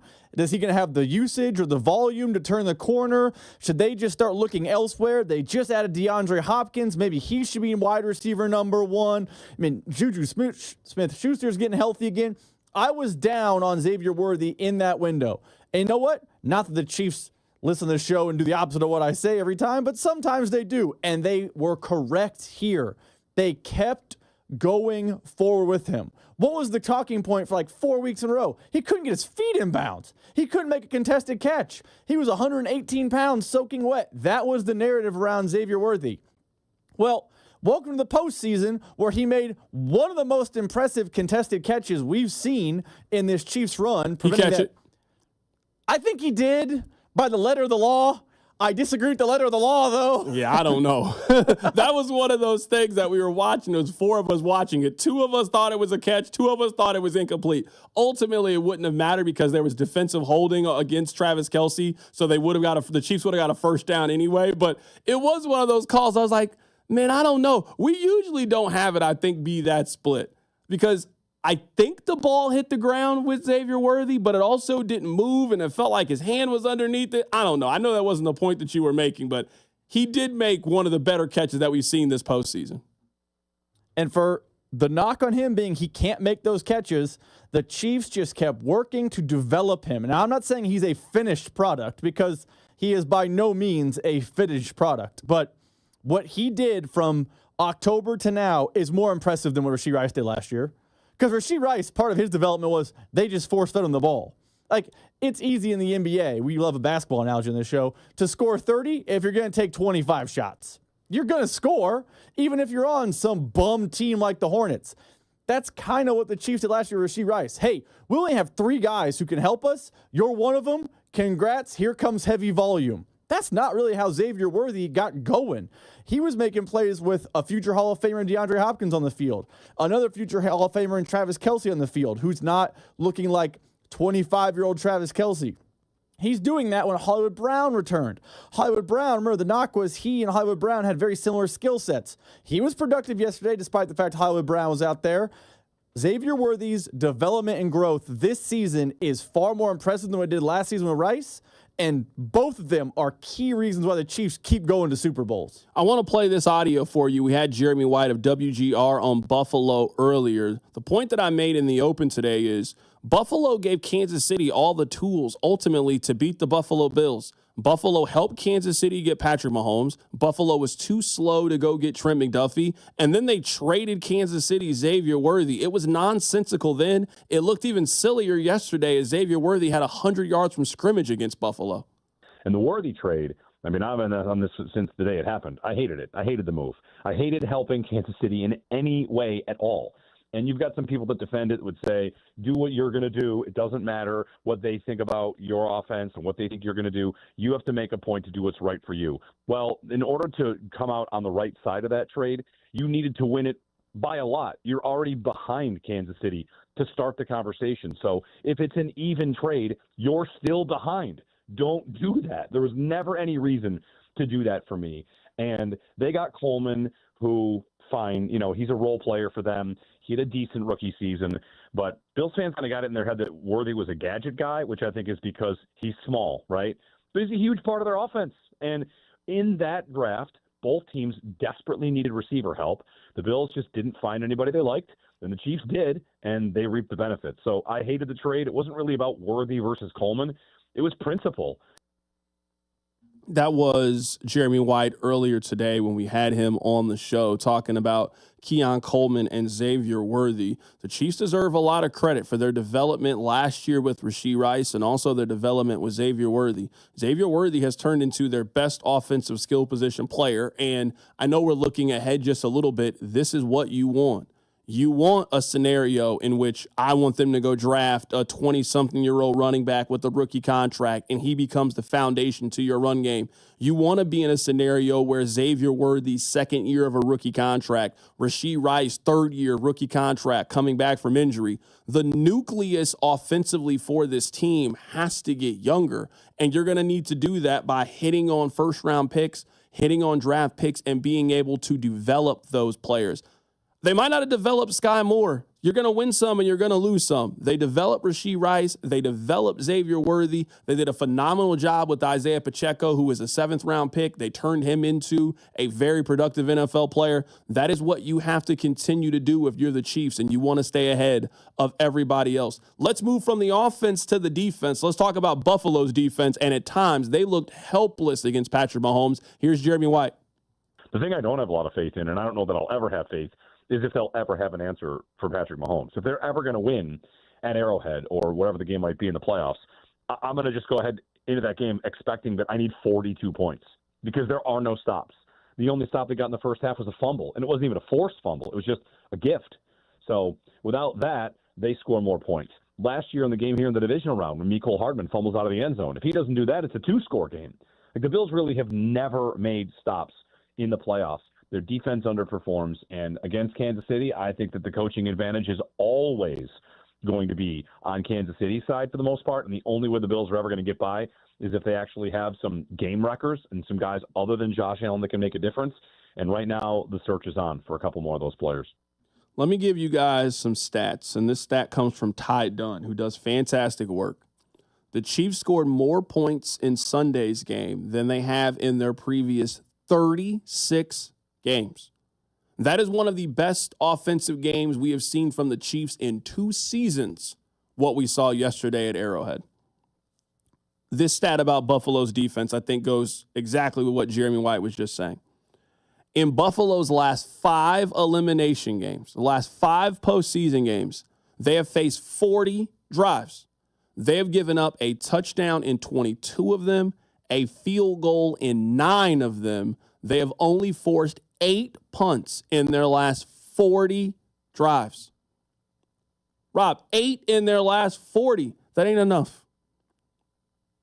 You are not coming to Kansas City, and your hope is, well, we need to force turnovers, and if we don't do that, we can't win the game. Jeremy told us the stat before we got the game going about Buffalo on third down and how they struggle to get off of the field. Rob, they've forced 2 turnovers in their last 40 drives. They've allowed 166 points. To put that into perspective, Buffalo's defense is averaging giving up 4 points a drive.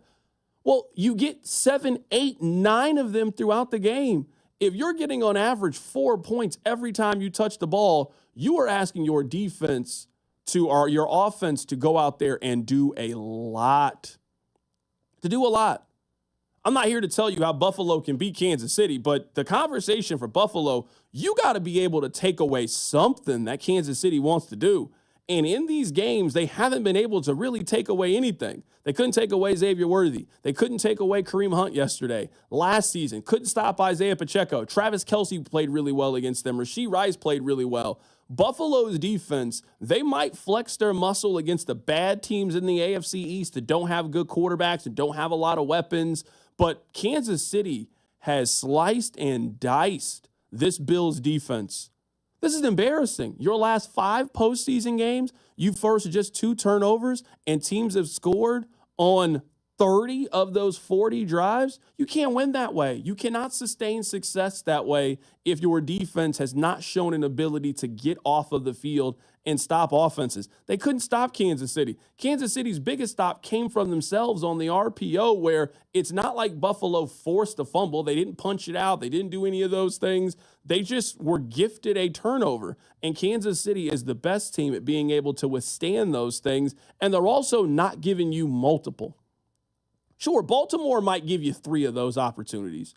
Lamar Jackson might just roll the ball on the ground. You might punch the ball out of Mark Andrews' hand. Lamar's going to sail one over somebody's head, and you're going to get an easy pick. You get 1 of those opportunities against Kansas City, and boy, you got to capitalize when you do that. Buffalo's team is not explosive enough on the outside, I think, to consistently be able to beat Kansas City in these games, and their defense certainly can't get a stop. And if you can't get off the field against Patrick Mahomes, then what exactly are we talking about here? There's not a realistic pathway to you winning this game. We've been playing a lot of clips from National Voices out their show about the game yesterday. And a common sentiment, I didn't pull it because it's not Chiefs related, but a common sentiment on Breakfast Ball and on Get Up and on First Take was there is this thought that people feel bad for Josh Allen because he just can't get over that Mahomes hump. And to an extent, I somewhat feel that way for Josh Allen because he is a good quarterback to watch play. But to your point about the Bills' defense, I was pulling the numbers back here while you were talking. The last 3 times the Chiefs have faced the Bills in the playoffs was the 13-second game, last year's divisional round game, and last night's game. Do you know in those 3 games, the Bills are averaging 30 points on offense? That means that when Josh Allen and the Bills take the field against Patrick Mahomes and the Chiefs, they are on average in the postseason scoring 30. They should be not 0-3 in those games. And you know why they are? It's because their defense is giving up more than 30. They're giving up tons of points. And Jeremy White said it best. You got to go in these games thinking, I got to get to 40. I got to get to 38. I don't know that 35 is going to get the job done. And that is got to be an enormous mental tax. That it's not just, hey, we have a great quarterback. Our great quarterback tends to play great in this game. And our offense is going to put 30 up in this game. And we don't think we have a chance because our defense can't stop a nosebleed. And that's multiple coordinators, multiple additions and subtractions to the roster. It's just multiple locations. It has to be so demoralizing that whatever Buffalo does in the regular season, the Chiefs in the postseason view them like the 0-3 Chiefs defense. You can't stop us. We're not punting today. The only thing that stops us is us. There is nothing you guys do to slow us down. And that's, I think, why they have those still shots and those sad frames all across the internet of Josh Allen just looking dissociated out in the distance. It's because he knows there's nothing I can do. I'm not playing linebacker today. I want to play some audio for you guys. This was Danny Parkins. This audio comes courtesy of FS1 and his new show, Breakfast Ball. Here he is talking about the greatness that is the Chiefs. That was sports, man, at the absolute highest level. And yes, I do root for greatness, and we can now officially say that it is the greatest 7-year run in NFL history. No team has ever accomplished more than what the Chiefs have accomplished. They have passed either of the two Patriots runs. Obviously, history and legacy and Brady and all that stuff is still to come. But Patrick Mahomes, the earliest he's ever lost the playoffs is overtime of the AFC Championship game. That's pretty good. This is just stupid at this point.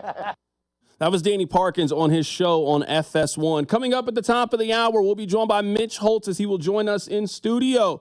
I noticed something a little bit different yesterday about Andy Reid. We'll talk about it. Keep it right here. It's The Drive. The Drive with Carrington Harrison on your new home for Chiefs football. 96.5, The Fan, brought to you by DM Injury Law. Have you or a loved one been in a car wreck? Contact DM Injury Law today and get the money you deserve. Car wreck? Remember, Mike's got this.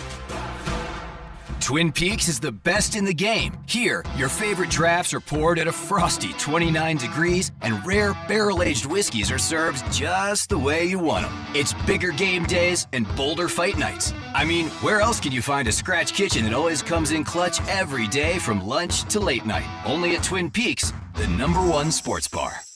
Twin Peaks Scratch Kitchen scores every time. Dig into hand-smashed burgers, chef-inspired flatbreads, and more at your local lodge. Hey, it's Carrington here, and let me tell you about my new obsession, Daisy French Onion Dip. I love football season. I love snack season. So when you're eating chips, wings, or veggies, and you're looking for that perfect complement, look no further than Daisy French Onion Dip. And now they have a ranch dip, and I'm telling you, this is a game changer. These are as good as homemade dips with real herbs and spices and ingredients that you'd find in your own kitchen. So go try the Daisy French Onion Dip today. Trust me, you'll love it. You can find it at a grocery store near you. The action is heating up this playoff season at ESPN Bet Sportsbook. Lock in your touchdown picks, check out trending parlays, and increase your winnings with profit boosts. New customers can get up to $1,500 back in bonus bets if your first bet doesn't win, and unlock 30 days of ESPN Plus. Download the ESPN Bet Sportsbook app and sign up with promo code RADIO to get started today. Must be 21 and older. Gambling problem? Call 1-800-GAMBLER. In partnership with Hollywood Casino at Kansas Speedway. Terms and conditions apply. See app for details. Men, the new year is here, and if you're like many of us, you're going to make a resolution to improve your health. But if you're feeling sluggish and low energy, if your sleep patterns are off, if you've been working out and aren't seeing the gains you used to see,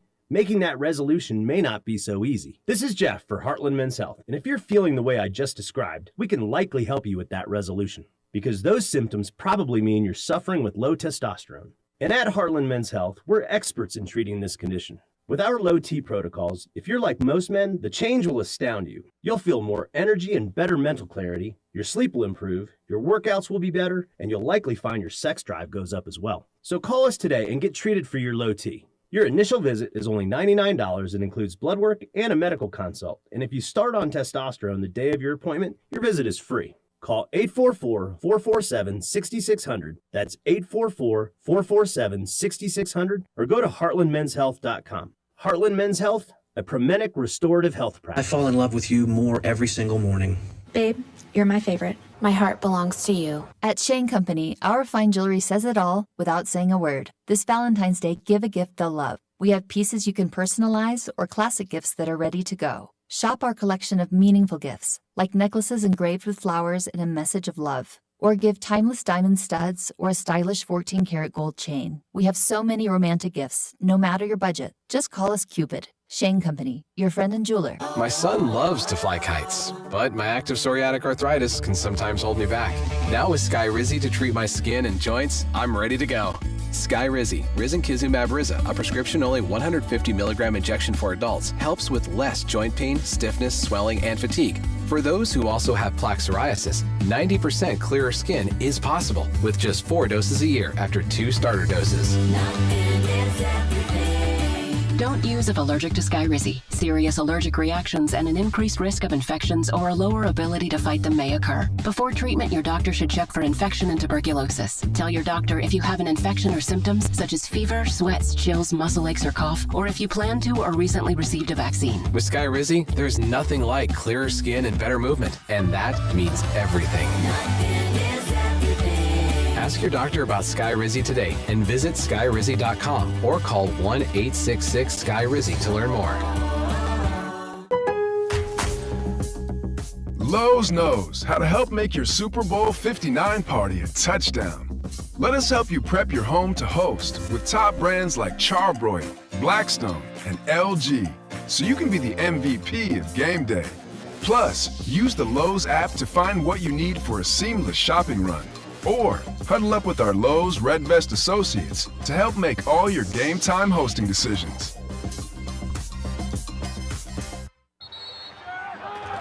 Whether you're ordering wings for the game, whipping up a 7-layer dip, or ordering pizza, there's something about football that makes you want to eat. And this football season, Uber Eats has the best deals on game day food. No matter what you're craving, from 2-for-1 pizza to buy one, get one wings, Uber Eats will be dropping new deals each week, all season long. Uber Eats, official on-demand delivery partner of the NFL. Order now. Terms and conditions apply. See app for details. Here's traffic, brought to you by DM Injury Law. Have you or a loved one been in a car wreck? Contact DM Injury Law today and get the money you deserve. Car wreck? Remember, Mike's got this. Traffic brought to you by Connolly Plumbing Solutions. Your neighborhood plumber. Call 913-768-7676 or ConnollyPlumbingSolutions.com. Nothing slowing traffic down right now. Things flowing smoothly. Westbound 77 minutes from 65th to K7. Northbound 635, an 11-minute drive from Georgia Avenue to the airport. Connolly Plumbing Solutions, your neighborhood plumber. This month offering $200 off tank water heater replacement and $400 off tankless. Call Connolly 913-768-7676 or ConnollyPlumbingSolutions.com. From the Anthony Plumbing, Heating, Cooling, and Electric Traffic Center, I'm Lori Pearson, 96.5 The Fan Traffic. The Drive with Carrington Harrison. Weekdays 2 to 6 on 96.5 The Fan.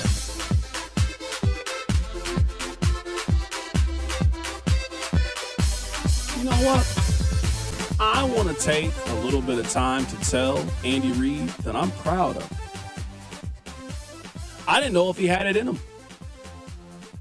The Chiefs were down 10-7. It was early in the game, so certainly no reason to worry.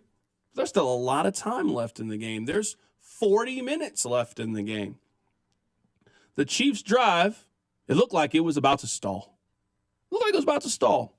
Chiefs got 1st and 10 from the 30-yard line. They ran a couple of plays. Those plays didn't work. It was now 4th down on their side of the field.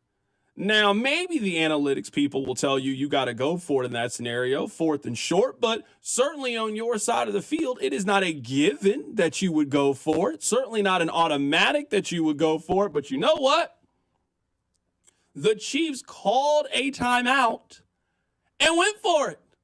Rob, did you know that they scored a touchdown on this drive? Yes, 11 plays, 70 yards. They scored a touchdown to take the 14-10 lead. Andy. Now, I know it's the postseason, and you got to coach differently in the postseason than you would in the regular season because there is no tomorrow. Andy, you would have never done that if it was the regular season. If this game between the Chiefs and the Bills had happened in Week 14, the Chiefs 100% punt the football in that scenario. A 4th and 1 on their side of the field, they're not going for that. Come on now. We know Andy. Andy's going to play it conservative. Andy's going to play it by the book. Andy is not deviating from the plan. They went for it on 4th down early in the game. Mahomes got a 6-yard scramble. They then scored a touchdown on the drive. Andy, you know what, man? You're all right. You really are all right. I like the aggressiveness. I like this side of Andy Reid. I get it. You don't want to go for it. You don't want to show too many things in the regular season, but too many times they'll have 4th and short or they'll have an opportunity to roll the dice and go for it, and then they don't go for it. I felt good to see that Andy was being a little aggressive yesterday when it came to 4th down and in a spot that he usually wouldn't do it, when he usually would make the decision to punt and give up possession. The Chiefs ran one of their best plays, and one of their best plays is Patrick Mahomes. You keep the ball and you run with it, and they turned that 4th down conversion into a touchdown. Good for Andy Reid. Good for the Chiefs. Those points matter. Andy Reid was doing more than just that one play. Good friend Nick Wright of the show pointed this out on Twitter last night. You know the Chiefs had 2 designed runs for Patrick Mahomes yesterday? I know, post-quarterback sneak in Denver, 2019, whatever the year, the world is scared. It's quivering. We can never run quarterback run ever again, Patrick Mahomes. Last night, with the season on the line against a quality opponent, he had 2 design runs for Patrick Mahomes. He was ultra aggressive on 4th down, and he emptied the playbook. That touchdown Mahomes scored where he had the horrible spike, that's a read option play. Would you have ever thought that Patrick Mahomes is running read option like it's Jaden Daniels?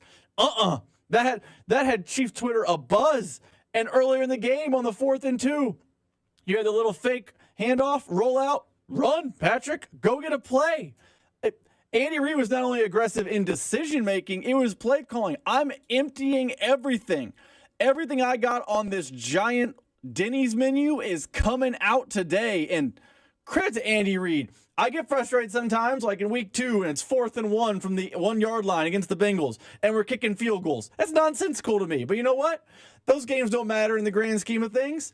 Win when it matters, and when it matters, he was aggressive and emptied the playbook. Credit to Andy Reid. This is what I don't understand about Buffalo. This is the biggest point of confusion that I have for Buffalo yesterday.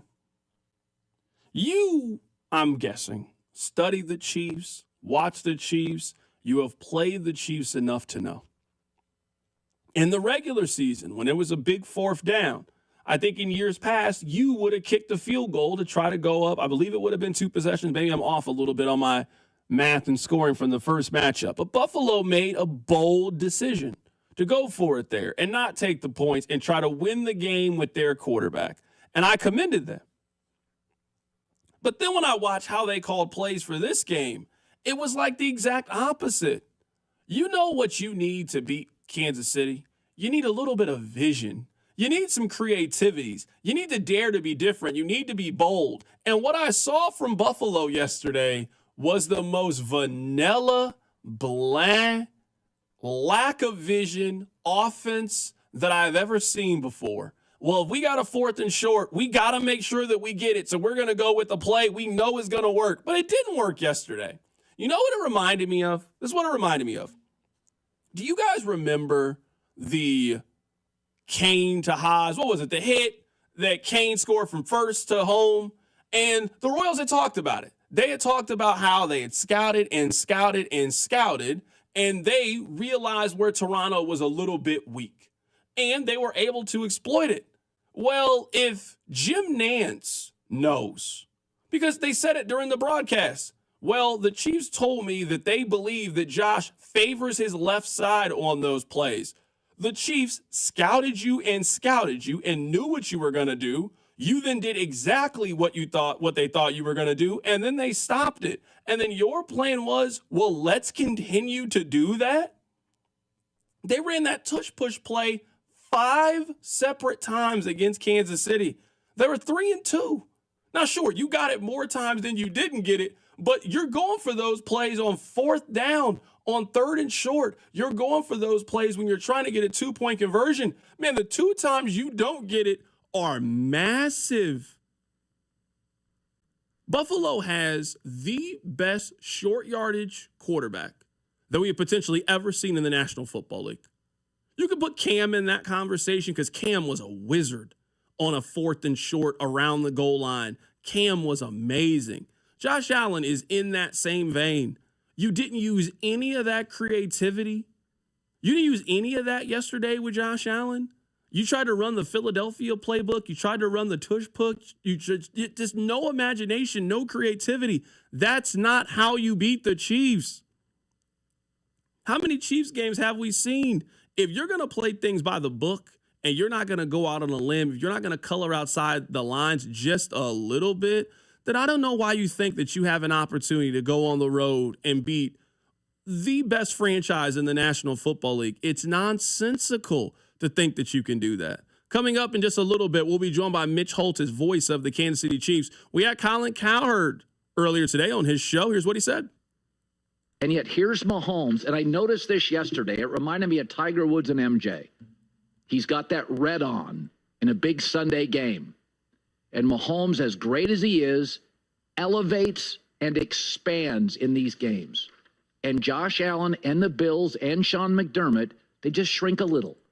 17 straight one-possession wins. I thought it was very, very apparent with the way that the game started. I thought Josh Allen came out and looked very, very frantic and looked like he was all over the place. He settled in eventually, but it was very telling to me at times. I thought that Buffalo called plays like they had Ryan Tannehill as their quarterback and not Josh Allen. Buffalo didn't operate for the full 60 minutes like they thought they had the best quarterback in the league. I know the Chiefs think they have the best quarterback in the league. And when the playbook usually says you should run here, they ran a couple of pass plays. Now, they were safe, but you ran a couple of pass plays because you trust your quarterback to make the right decision. So whether it's putting Mahomes in a scenario in which he can run for the first down, or a quick little dump off to Isaiah Pacheco, or a quick little dump off to Samaje Perine, the Chiefs always operate like Mahomes is him. I didn't see that Buffalo did that yesterday. I saw a team that at times looked afraid of their quarterback. I saw a team that in the third quarter didn't throw a pass past the line of scrimmage. I saw a team that if they needed 1 yard, they weren't trying to get 5 or 6 yards. They were trying to get 1 yard. I saw a team that when it was 3rd and 10 with the game on the line, well, let's try to make this down a little bit more manageable and let's throw a screenplay. No, I trust my quarterback to be able to go out there guns blazing and make sure that we get this. One team has that ultimate confidence in their quarterback. I didn't see that from the other team, even though that quarterback could potentially be the NFL MVP this season. Coming up on the other side, we'll be joined by Mitch Holthus, voice of the Kansas City Chiefs. He'll be up next. Keep it right here. It's The Drive. The Drive with Carrington Harrison on your new home for Royals baseball. 96.5 The Fan. Brought to you by DM Injury Law. Have you or a loved one been in a car wreck? Contact DM Injury Law today and get the money you deserve. Car wreck? Remember, Mike's got this. Here's traffic, brought to you by DM Injury Law. Have you or a loved one been in a car wreck? Contact DM Injury Law today and get the money you deserve. Car wreck? Remember, Mike's got this. This traffic is brought to you by Connolly Plumbing Solutions, your neighborhood plumber. Call 913-768-7676 or ConnollyPlumbingSolutions.com. Nothing slowing traffic down right now. Things flowing smoothly. Westbound 77 minutes from 65th to K7. Northbound 635, an 11-minute drive from Georgia Avenue to the airport. Connolly Plumbing Solutions, your neighborhood plumber. This month offering $200 off tank water heater replacement and $400 off tankless. Call Connolly 913-768-7676 or ConnollyPlumbingSolutions.com. From the Anthony Plumbing, Heating, Cooling, and Electric Traffic Center, I'm Lori Pearson, 96.5 The Fan Traffic. Make Gates Barbecue your go-to for the Big Game Watch Party. Whether you're the host or a guest, the Big Game Watch Party won't be complete without Gates Barbecue Sauce and Seasonings. Gates Seasonings go great on popcorn as a fun topping for dips or sprinkle on chips for that extra flavor pop. Nothing says the big game like a Gates party tray. Stop by any of their 5 locations and pick one up. You'll be the hit of the party. Spice up your Big Game Watch Party with Gates Barbecue. We still do it the old-fashioned way. Chiefs coverage is brought to you by Twin Peaks. Eats, drinks, scenic views. Twin Peaks is the best in the game. Here, the Scratch Kitchen delivers lunch in the clutch. I mean, where else can you order a 29-degree draft beer and a quickie combo on your lunch break? Only at Twin Peaks, the #1 sports bar. We all hear the radio ads about the IRS. They tell you to be afraid, to be scared, and they try to frighten you into calling. I'm not here to do that. Tax Relief Advocates is different. TRA is here to tell you that if you owe money to the IRS, whether it's $5,000, $50,000, or $500,000, we have a solution. It doesn't matter if you're sitting in your car, at work, or with your kids. No matter where you are, call now. 800-518-3899. Don't lose hope. TRA can eliminate or reduce what you owe to the IRS. Generous programs are now available that can give you a fresh start. Our passion is taxes and helping individuals fix their IRS problems. We have over 1,000 5-star reviews on Google and an A+ with the Better Business Bureau. You don't need to be afraid of the IRS any longer. End your tax nightmare today by visiting us online at TRA.com or call 800-518-3899. That's 800-518-3899. Tax Relief Advocates. Real solutions for real people. Taxes was not knowing your full financial picture. Now Taxes is getting and maximizing your refund all in one place. Credit Karma, where a TurboTax expert can do your taxes for you. They'll get you the most money back, guaranteed. Then you can do more with all that money, all in Credit Karma. Now this is taxes. Intuit Credit Karma with TurboTax. Get started today. See guarantee details at turbotax.com/guarantees. Experts only available with TurboTax Live. Buying and selling a home is stressful. You want the best team on your side, and that's my friend Dawn Sharp and the Sharp Homes team, brokered by Epic Realty. To find the current value of your home, go to homesforsaleandkc.com. Click on the button, how much is your home really worth? Then the Sharp Homes team can give you options. If you want to skip the showings and open houses, you can do that with their instant offer program. Contact the only agent I would trust if I needed to sell my home. It's Dawn Sharp. Google Sharp Homes team or visit them at homesforsaleandkc.com. I'm excited about it. You know, these cutting edge things that are new in medicine now, I'm all in on it. I'm all in on QC Kinetics. It works. Henry Hinton decided to check out QC Kinetics regenerative treatments for his aching knees after seeing a close friend have amazing results without going under the knife. I have a friend that started this, which is one of the reasons that I decided to do it. He could not play golf anymore, and he went to QC Kinetics and started having the treatments, and he's back golfing like 3 days a week. He couldn't play at all. QC Kinetics gets you back to doing what you love, using your own natural biologics to help heal and restore damaged joints. Long-term relief that puts a guy back on the golf course. You know, I've had one treatment so far, and I can already tell a difference. QC Kinetics works. I'm excited about it. You're next. Start with a call to QC Kinetics. Call QC Kinetics, 816-412-6299. That's 816-412-6299. 816-412-6299. Chiefs coverage brought to you by Metal by the Foot, your metal project superstore. At Metal by the Foot, we pride ourselves on delivering the highest quality metal to meet your exact needs. Located in Casey and Topeka, online at metalbythefoot.com. When you need a piece of metal, remember, metal doesn't have to cost an arm or a leg, just the foot. You're listening to the home of the back-to-back-to-back AFC champion, Kansas City Chiefs. 96.5 The Fan, KFMZ FM and AM HD1 and HD2. Kansas City, an Odyssey sports station. As voice of Chiefs Kingdom, he's seen the lowest of lows and the highest of highs. You can doubt the Chiefs. You can dislike the Chiefs. You can disrespect the Chiefs. You're gonna have to deal with the Chiefs. Your new home for Chiefs football. 96.5 The Fan. Here's Mitch Holthus with CDOT on The Drive. We are very happy right now to be joined in studio by Mitch Holthus, voice of the Kansas City Chiefs. His appearance on the show is presented by Silverstein Eye Center. Achieve your best vision and experience outstanding patient care at Silverstein Eye Center. Also by GEHA, they are proud partners of the Kansas City Chiefs. Mitch, I don't even know how to really word this first question, but take us through what is going through your mind, the emotion, because you've talked about this a lot to me over the last month or so about what this accomplishment means and how it is really unrivaled by any other team in American sports. As you're sitting there and you're watching this game play itself out, and it is living up to exactly what we thought it was going to be. Two good teams, a heavyweight matchup. You knew it was going to come down to the final 5 minutes and who had the ball and who could get off the field, etc. What's going through your minds as the Chiefs are going to another Super Bowl? Well, and this one's set apart just from the standpoint, again, of its historical significance. And I said before, I think I told you it was the biggest game, I think, in the city's history. Because the other things that have happened here, Royals win Game 7 in '85. The Chiefs win AFC Championship in 19, 22, 23, 20. But this one was beyond the city's history. This one was to do something that's never been done before. As I closed out the play-by-play after P. Ryan shut the door on the Bills, was the fact that the Chiefs have gone past Pluto now. We're in another solar system to do something that's never been done. And I really think that if the Chiefs pull this off, this is a 72 Dolphins kind of feel to it. That's the enormity of that game.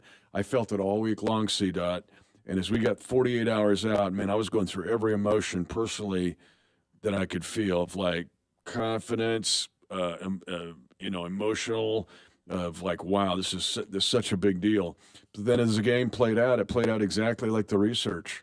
And I thought Josh Allen was awesome in that game. And yet the Chiefs were able to beat him, and Mahomes was Mahomes. He was incredible, and the Chiefs had a better team in all three phases. You know how sometimes in college sports we say that, the game is over before the game starts. Like one team got 3 or 4 5-star recruits and you got a bunch of 2-star recruits. Hey, you did the best that you could, but just this game was over before we ever tipped the ball in the air. This game to me was over April 27th of 2017. Buffalo had Tyrod Taylor as their starting quarterback. They had a chance to draft a quarterback. They had a chance to draft Patrick Mahomes, Deshaun Watson. They could have went any direction that they wanted to. They moved down from 10 to 27. They let Kansas City move up and get their quarterback. And ever since that moment, the biggest decision that they have probably made in their last decade has been the thing that has beat them over the head for the last half decade or so. You handed Kansas City literally all the tools they needed to end you for the last 7 years. And it wasn't just the decision for Mahomes. A couple of years after that, both teams really wanted a corner. Kansas City beat you again and went out and got Trent McDuffie, who was one of the best young defensive players in the league last year. Buffalo needs a wide receiver. Kansas City needs a wide receiver. Why would you trade them Xavier Worthy? Why would you give Patrick Mahomes and the Chiefs the fastest guy at the combine? A lot of what Buffalo is dealing with, they have done a lot of these things to themselves. You gave them Patrick Mahomes, you gave them Xavier Worthy, and you let them get in front of you to go get Trent McDuffie.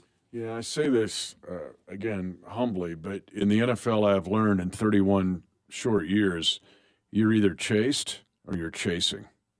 And what you just chronicled, which is all accurate, and why those are Bill's questions they have to answer, put the Chiefs in the position of being chased. And the Bills are chasing. They just can't catch them. And the fact that I really think Brett Veach this year has done his best job. The fact that he adds pieces, but he had the acumen to get Mahomes at 10 in the 17 draft. The ability to take the Tyreek trade and actually turn it into what now looks like even a Cowboys Herschel Walker trade of the late 80s into the 90s, set up the Cowboys for that 90s run. And then to get Xavier Worthy, who just continues to grow. He was awesome in that game yesterday, man. And he's doing it in the playoffs. He's now backed up playoff performances. But that, to me, is Brett Veach taking the advantages that the Bills offered him and hitting 3 home runs. But then for Brett Veach to add D-Hop, Samaje Perine, I went nuts when we got him because I remember there was no third down back. Who's Jerick McKinnon? Who's the third down back going to be? We went through camp going, who's the third down back going to be? And then he goes and gets Samaje Perine. That's when we went nuts when he got him. He's probably the best guy in the league at that. And then to add Kareem Hunt and go get Hollywood Brown. That was before the other 3. But all that together is my answer to you, because what it's done is put the Bills in the chasing position. And this is Mickelson trying to beat Tiger Woods, who's wearing the red shirt on Sunday in Tiger's prime. And so you're either chasing or you're chased. And the Chiefs are in this awesome position. And here we go, chasing history. You mentioned Samaje Perine. We talked about this earlier, that a lot of teams made additions throughout the season. The NFL kind of moved the trade deadline back to ensure that D-Hop can be moved and Deontay Johnson and Devontae Adams. There was no player acquisition during the season more important than Kareem Hunt this year. And I am sort of, kicking myself is I think his value is greater than what the numbers say. Just yesterday, he didn't run for 5 yards a carry, didn't have 2 touchdowns, didn't have 100 yards, but he was exactly what this run game needed. And when you look at the Chiefs over the regular season and the playoffs, the best version of the Chiefs offense is when they were committed to giving Kareem Hunt the ball. He got 17 carries yesterday. They threw it to him out of the backfield yesterday. Didn't have a monster day, but just you can see the impact that he has for this team. I would have never guessed that in a game of this magnitude, they would be so reliant on Kareem Hunt, and he would be able to answer the call as well as he did early in the season when they lost Isaiah Pacheco and they really needed him. And then now, after having that bye, after having a chance to rest and get back, he has been really important this postseason. That's why I put those 3 guys, because I'm going to add to your statement, which I agree, but I'm going to throw on a parallel line DeAndre Hopkins, because before D-Hop was on the field for the Chiefs, Pat had 6 touchdowns and 8 picks. Since that time, when D-Hop added 22 touchdowns and 3 picks. So D-Hop added his own certain element. We know about the short passing game, third down conversions, tough catches. You just laid out Kareem, and I totally agree with that. And I wasn't stunned that he got 17 runs yesterday. but I almost put P. Ryan on this. I do put him on that same parallel line because all three of those guys added a very important piece, a different piece, but when you snap them together, you've got a dynamic addition of three guys, and the Chiefs wouldn't be in this position without those three guys. That's why I think Brett Veach, man, deserves more credit. I mean, the 2022 draft class is his crowning jewel, I think, because that class is sitting here at 9-0 in the playoffs collectively, or each guy. But then this year, what he did to add those veteran pieces is remarkable. Genius. Another player that the Chiefs are drafting and develop is Chris Jones, and I was making the point that when you got a player like that, I know that sometimes the price tag might get up there. You might not want to give one guy $24 million, and there's always that, hey, let's draft, let's start over, let's get cheaper and younger. I think you've seen why teams were going to covet him and why he was going to be the number one free agent on the board and how you just can't let a player like that go. It is not a debate anymore. Chris Jones will one day be in Canton. You can't be the best defensive player for a dynasty the way the Chiefs are. You are going into the Pro Football Hall of Fame. He was disruptive these last 2 weeks. His presence changed everything defensively for them against Houston. And yesterday, when that game became a 4th and 1, 3rd and 1, short yardage kind of game, Chris Jones was always at the middle of it, causing disruption. Yeah, he's Buck Buchanan in this day and age with his size, speed, and his wingspan. And that's a position where down through the years, again, in my brief 31 years, where if you throw a bunch of money at a guy, sometimes it doesn't come back on your return on investment. Because that's a position where you can kind of take a few snaps off. Not Chris, but here's the other part of that equation, I think, CDOT, that's important for all of us to capture here. The Chiefs have a luxury of an 8-man rotation on the defensive front. That's unheard of in the salary cap era.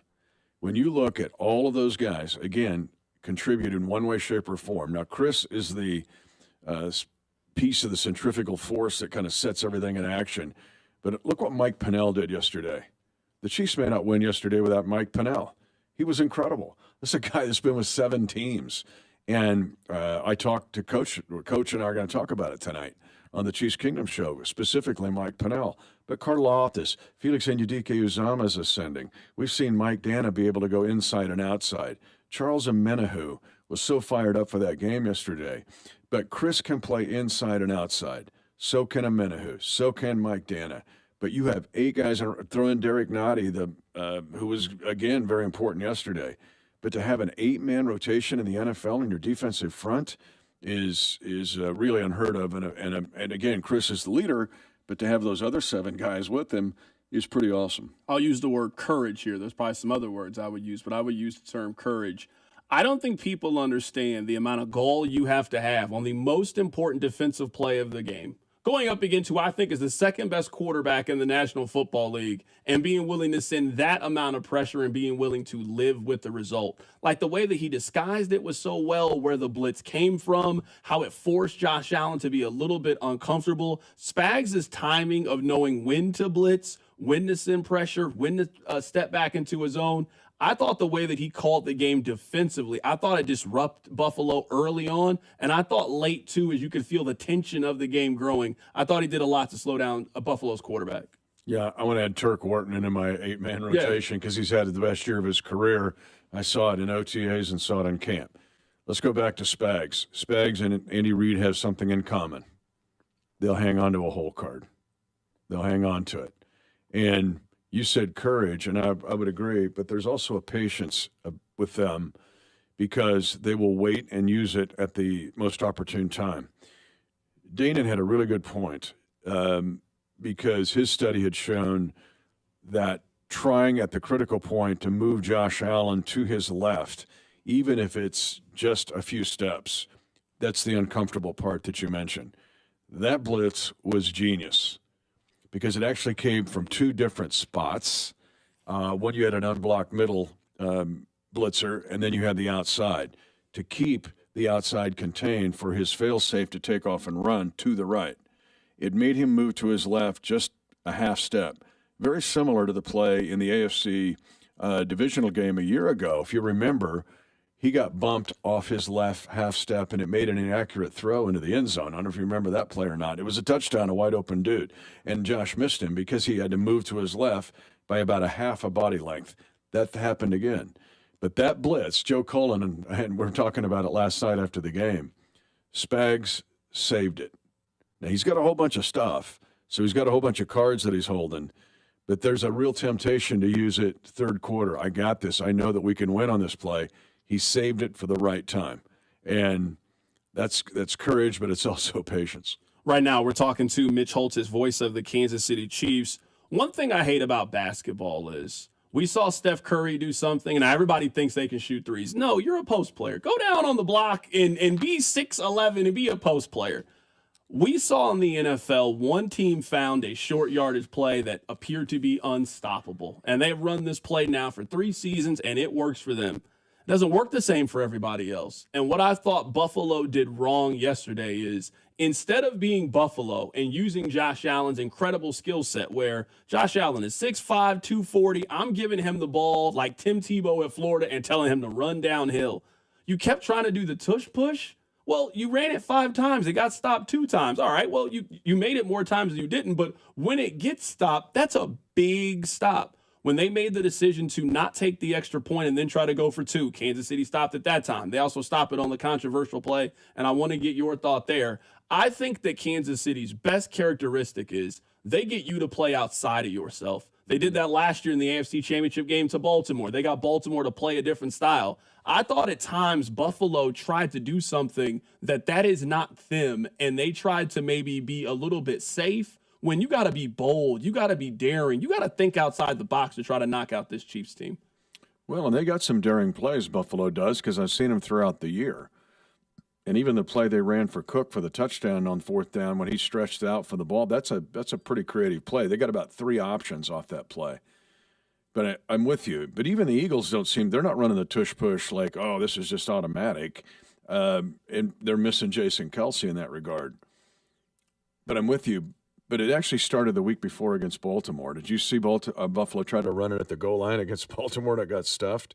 I'll give Danon credit again. Not only are they running the tush push, they're running it kind of the same way every time, meaning he's going to his left. And there's just a tendency there. And again, Mike Pennell deserves a lot of credit. On the stop, it was Pennell, Karlaftis. I don't want to leave anybody out here. Was it Chris? Probably been Chris. But the fact that I've got a tendency in how I'm running the tush push.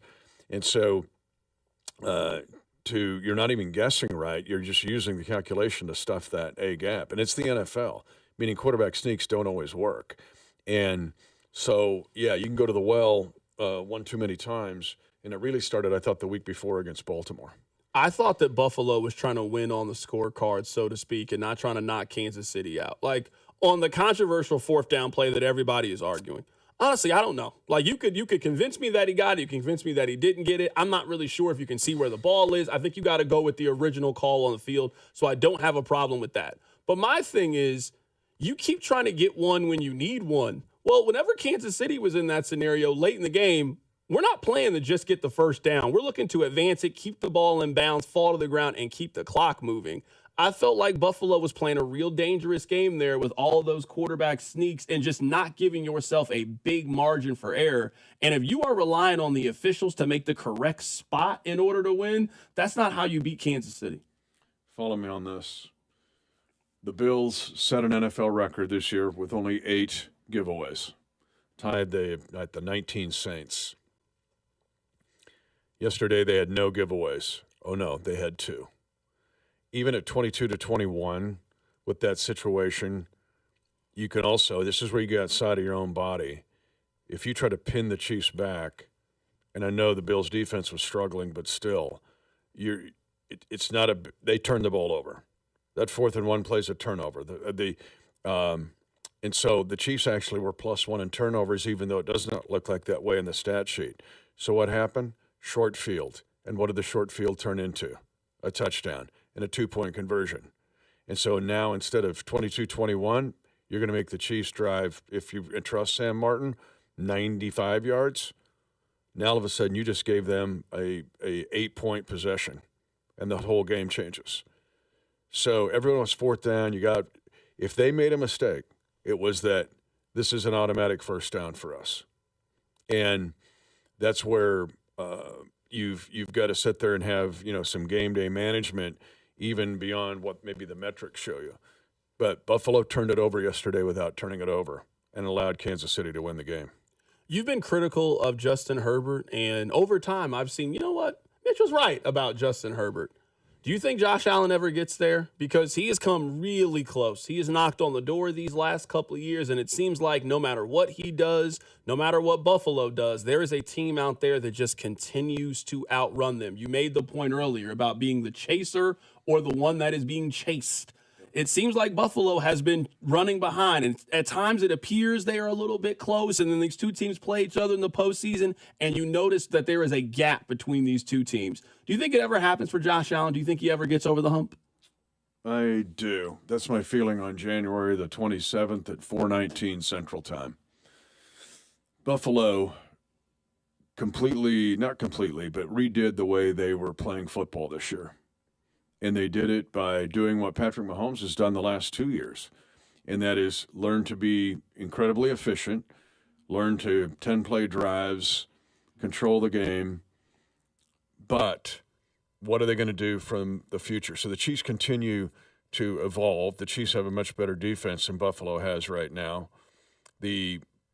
Remember, this was supposed to be a kind of a correction year for Buffalo. But that defense, without a Jordan Poyer in his prime, Micah Hyde in his prime, I know they were missing Rapp yesterday, but no Tre'Davious White. I thought Milano struggled yesterday after I watched the video. I know he played hurt. The Chiefs were able to scheme and block and take care of Rousseau and Epinesa. Why am I giving all that as answers to Josh Allen? I think he has the ability to do it. I think he will do it. But can the Bills surround him with the team to do it? And Sean McDermott's got to prove he's Andy Reid to help Josh out. So the way the Bills are playing now and the way they adjusted it, they need a better defense to win the way they're playing now. And so if you look at, or be a team that's not so reliant on the giveaway takeaway, I found the Buffalo Bills of 2024 in Chiefs history, and I stumbled into it. You ready for this? When I ask you about the 2003 Kansas City Chiefs that started 9-0, and remember we lost to the Colts in the playoffs, the no-punt game, what would your characteristics of that team be? A team that could score a whole lot of points but couldn't get off the field. You know how many takeaways that team had? I'm assuming they had a bunch. 37. The Kansas City Chiefs of 2003 had 25 interceptions on defense and 12 fumble recoveries. We don't think of that team that way. And the reason I stumbled into it, revisiting it, was because we interviewed Dante Hall on the field before the game. He's banging the drum, and I looked up and I go, Dante was number 1 in the league in punt and kick returns. That team was set up with a short field. They were incredibly efficient with Trent Green, most notably Priest Holmes, an incredible offensive line. It was almost the exact story of the Buffalo Bills of 2024. But what we don't talk about with the 03 Chiefs was they had so many takeaways and opportunities of short fields or even defensive scores, and that were the Bills.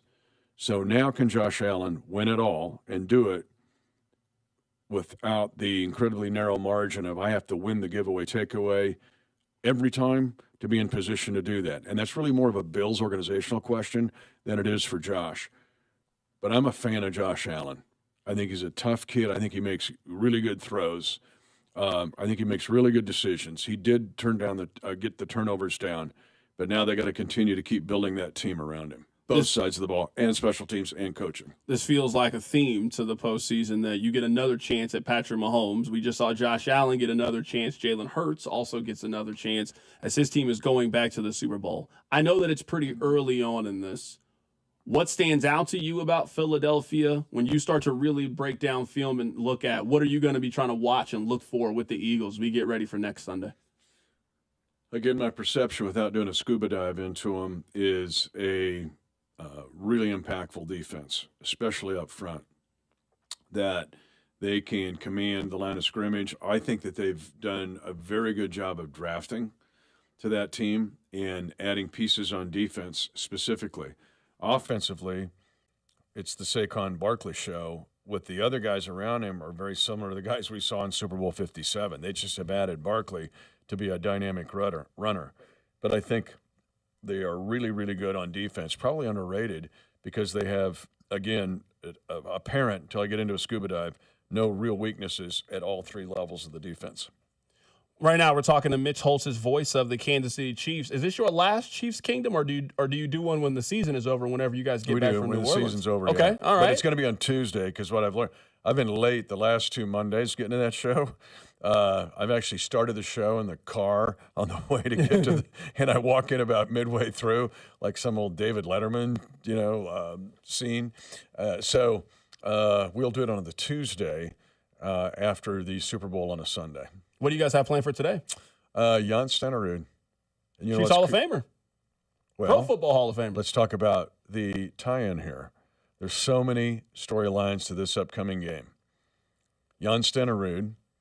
The Chiefs work out. They're the AFC team, so they're kind of the road team for this game. They will work out at Tulane University. Jan Stenerud has the most underrated plays of Super Bowl IV at Tulane Stadium. It's since been torn down, with his 3 field goals, including a emotionally wrecking third field goal that put the Chiefs up 9-0 by 2 scores. And people don't talk about that enough. They talk about the hitch route and the 65 toss power trap. But Jan's field goals, including at the time the longest Super Bowl field goal ever at 48 yards, was all done in New Orleans. The Chiefs are going back to New Orleans. So tonight we're going to talk to Jan about Harrison Butker. Again, another game-winning kick, basically, with the game-winning deciding points. We're going to hear from Coach. I had a chance to talk with Coach this afternoon early.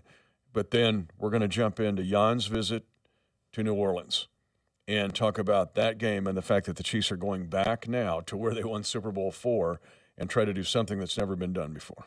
That is Mitch Holthus, voice of the Kansas City Chiefs.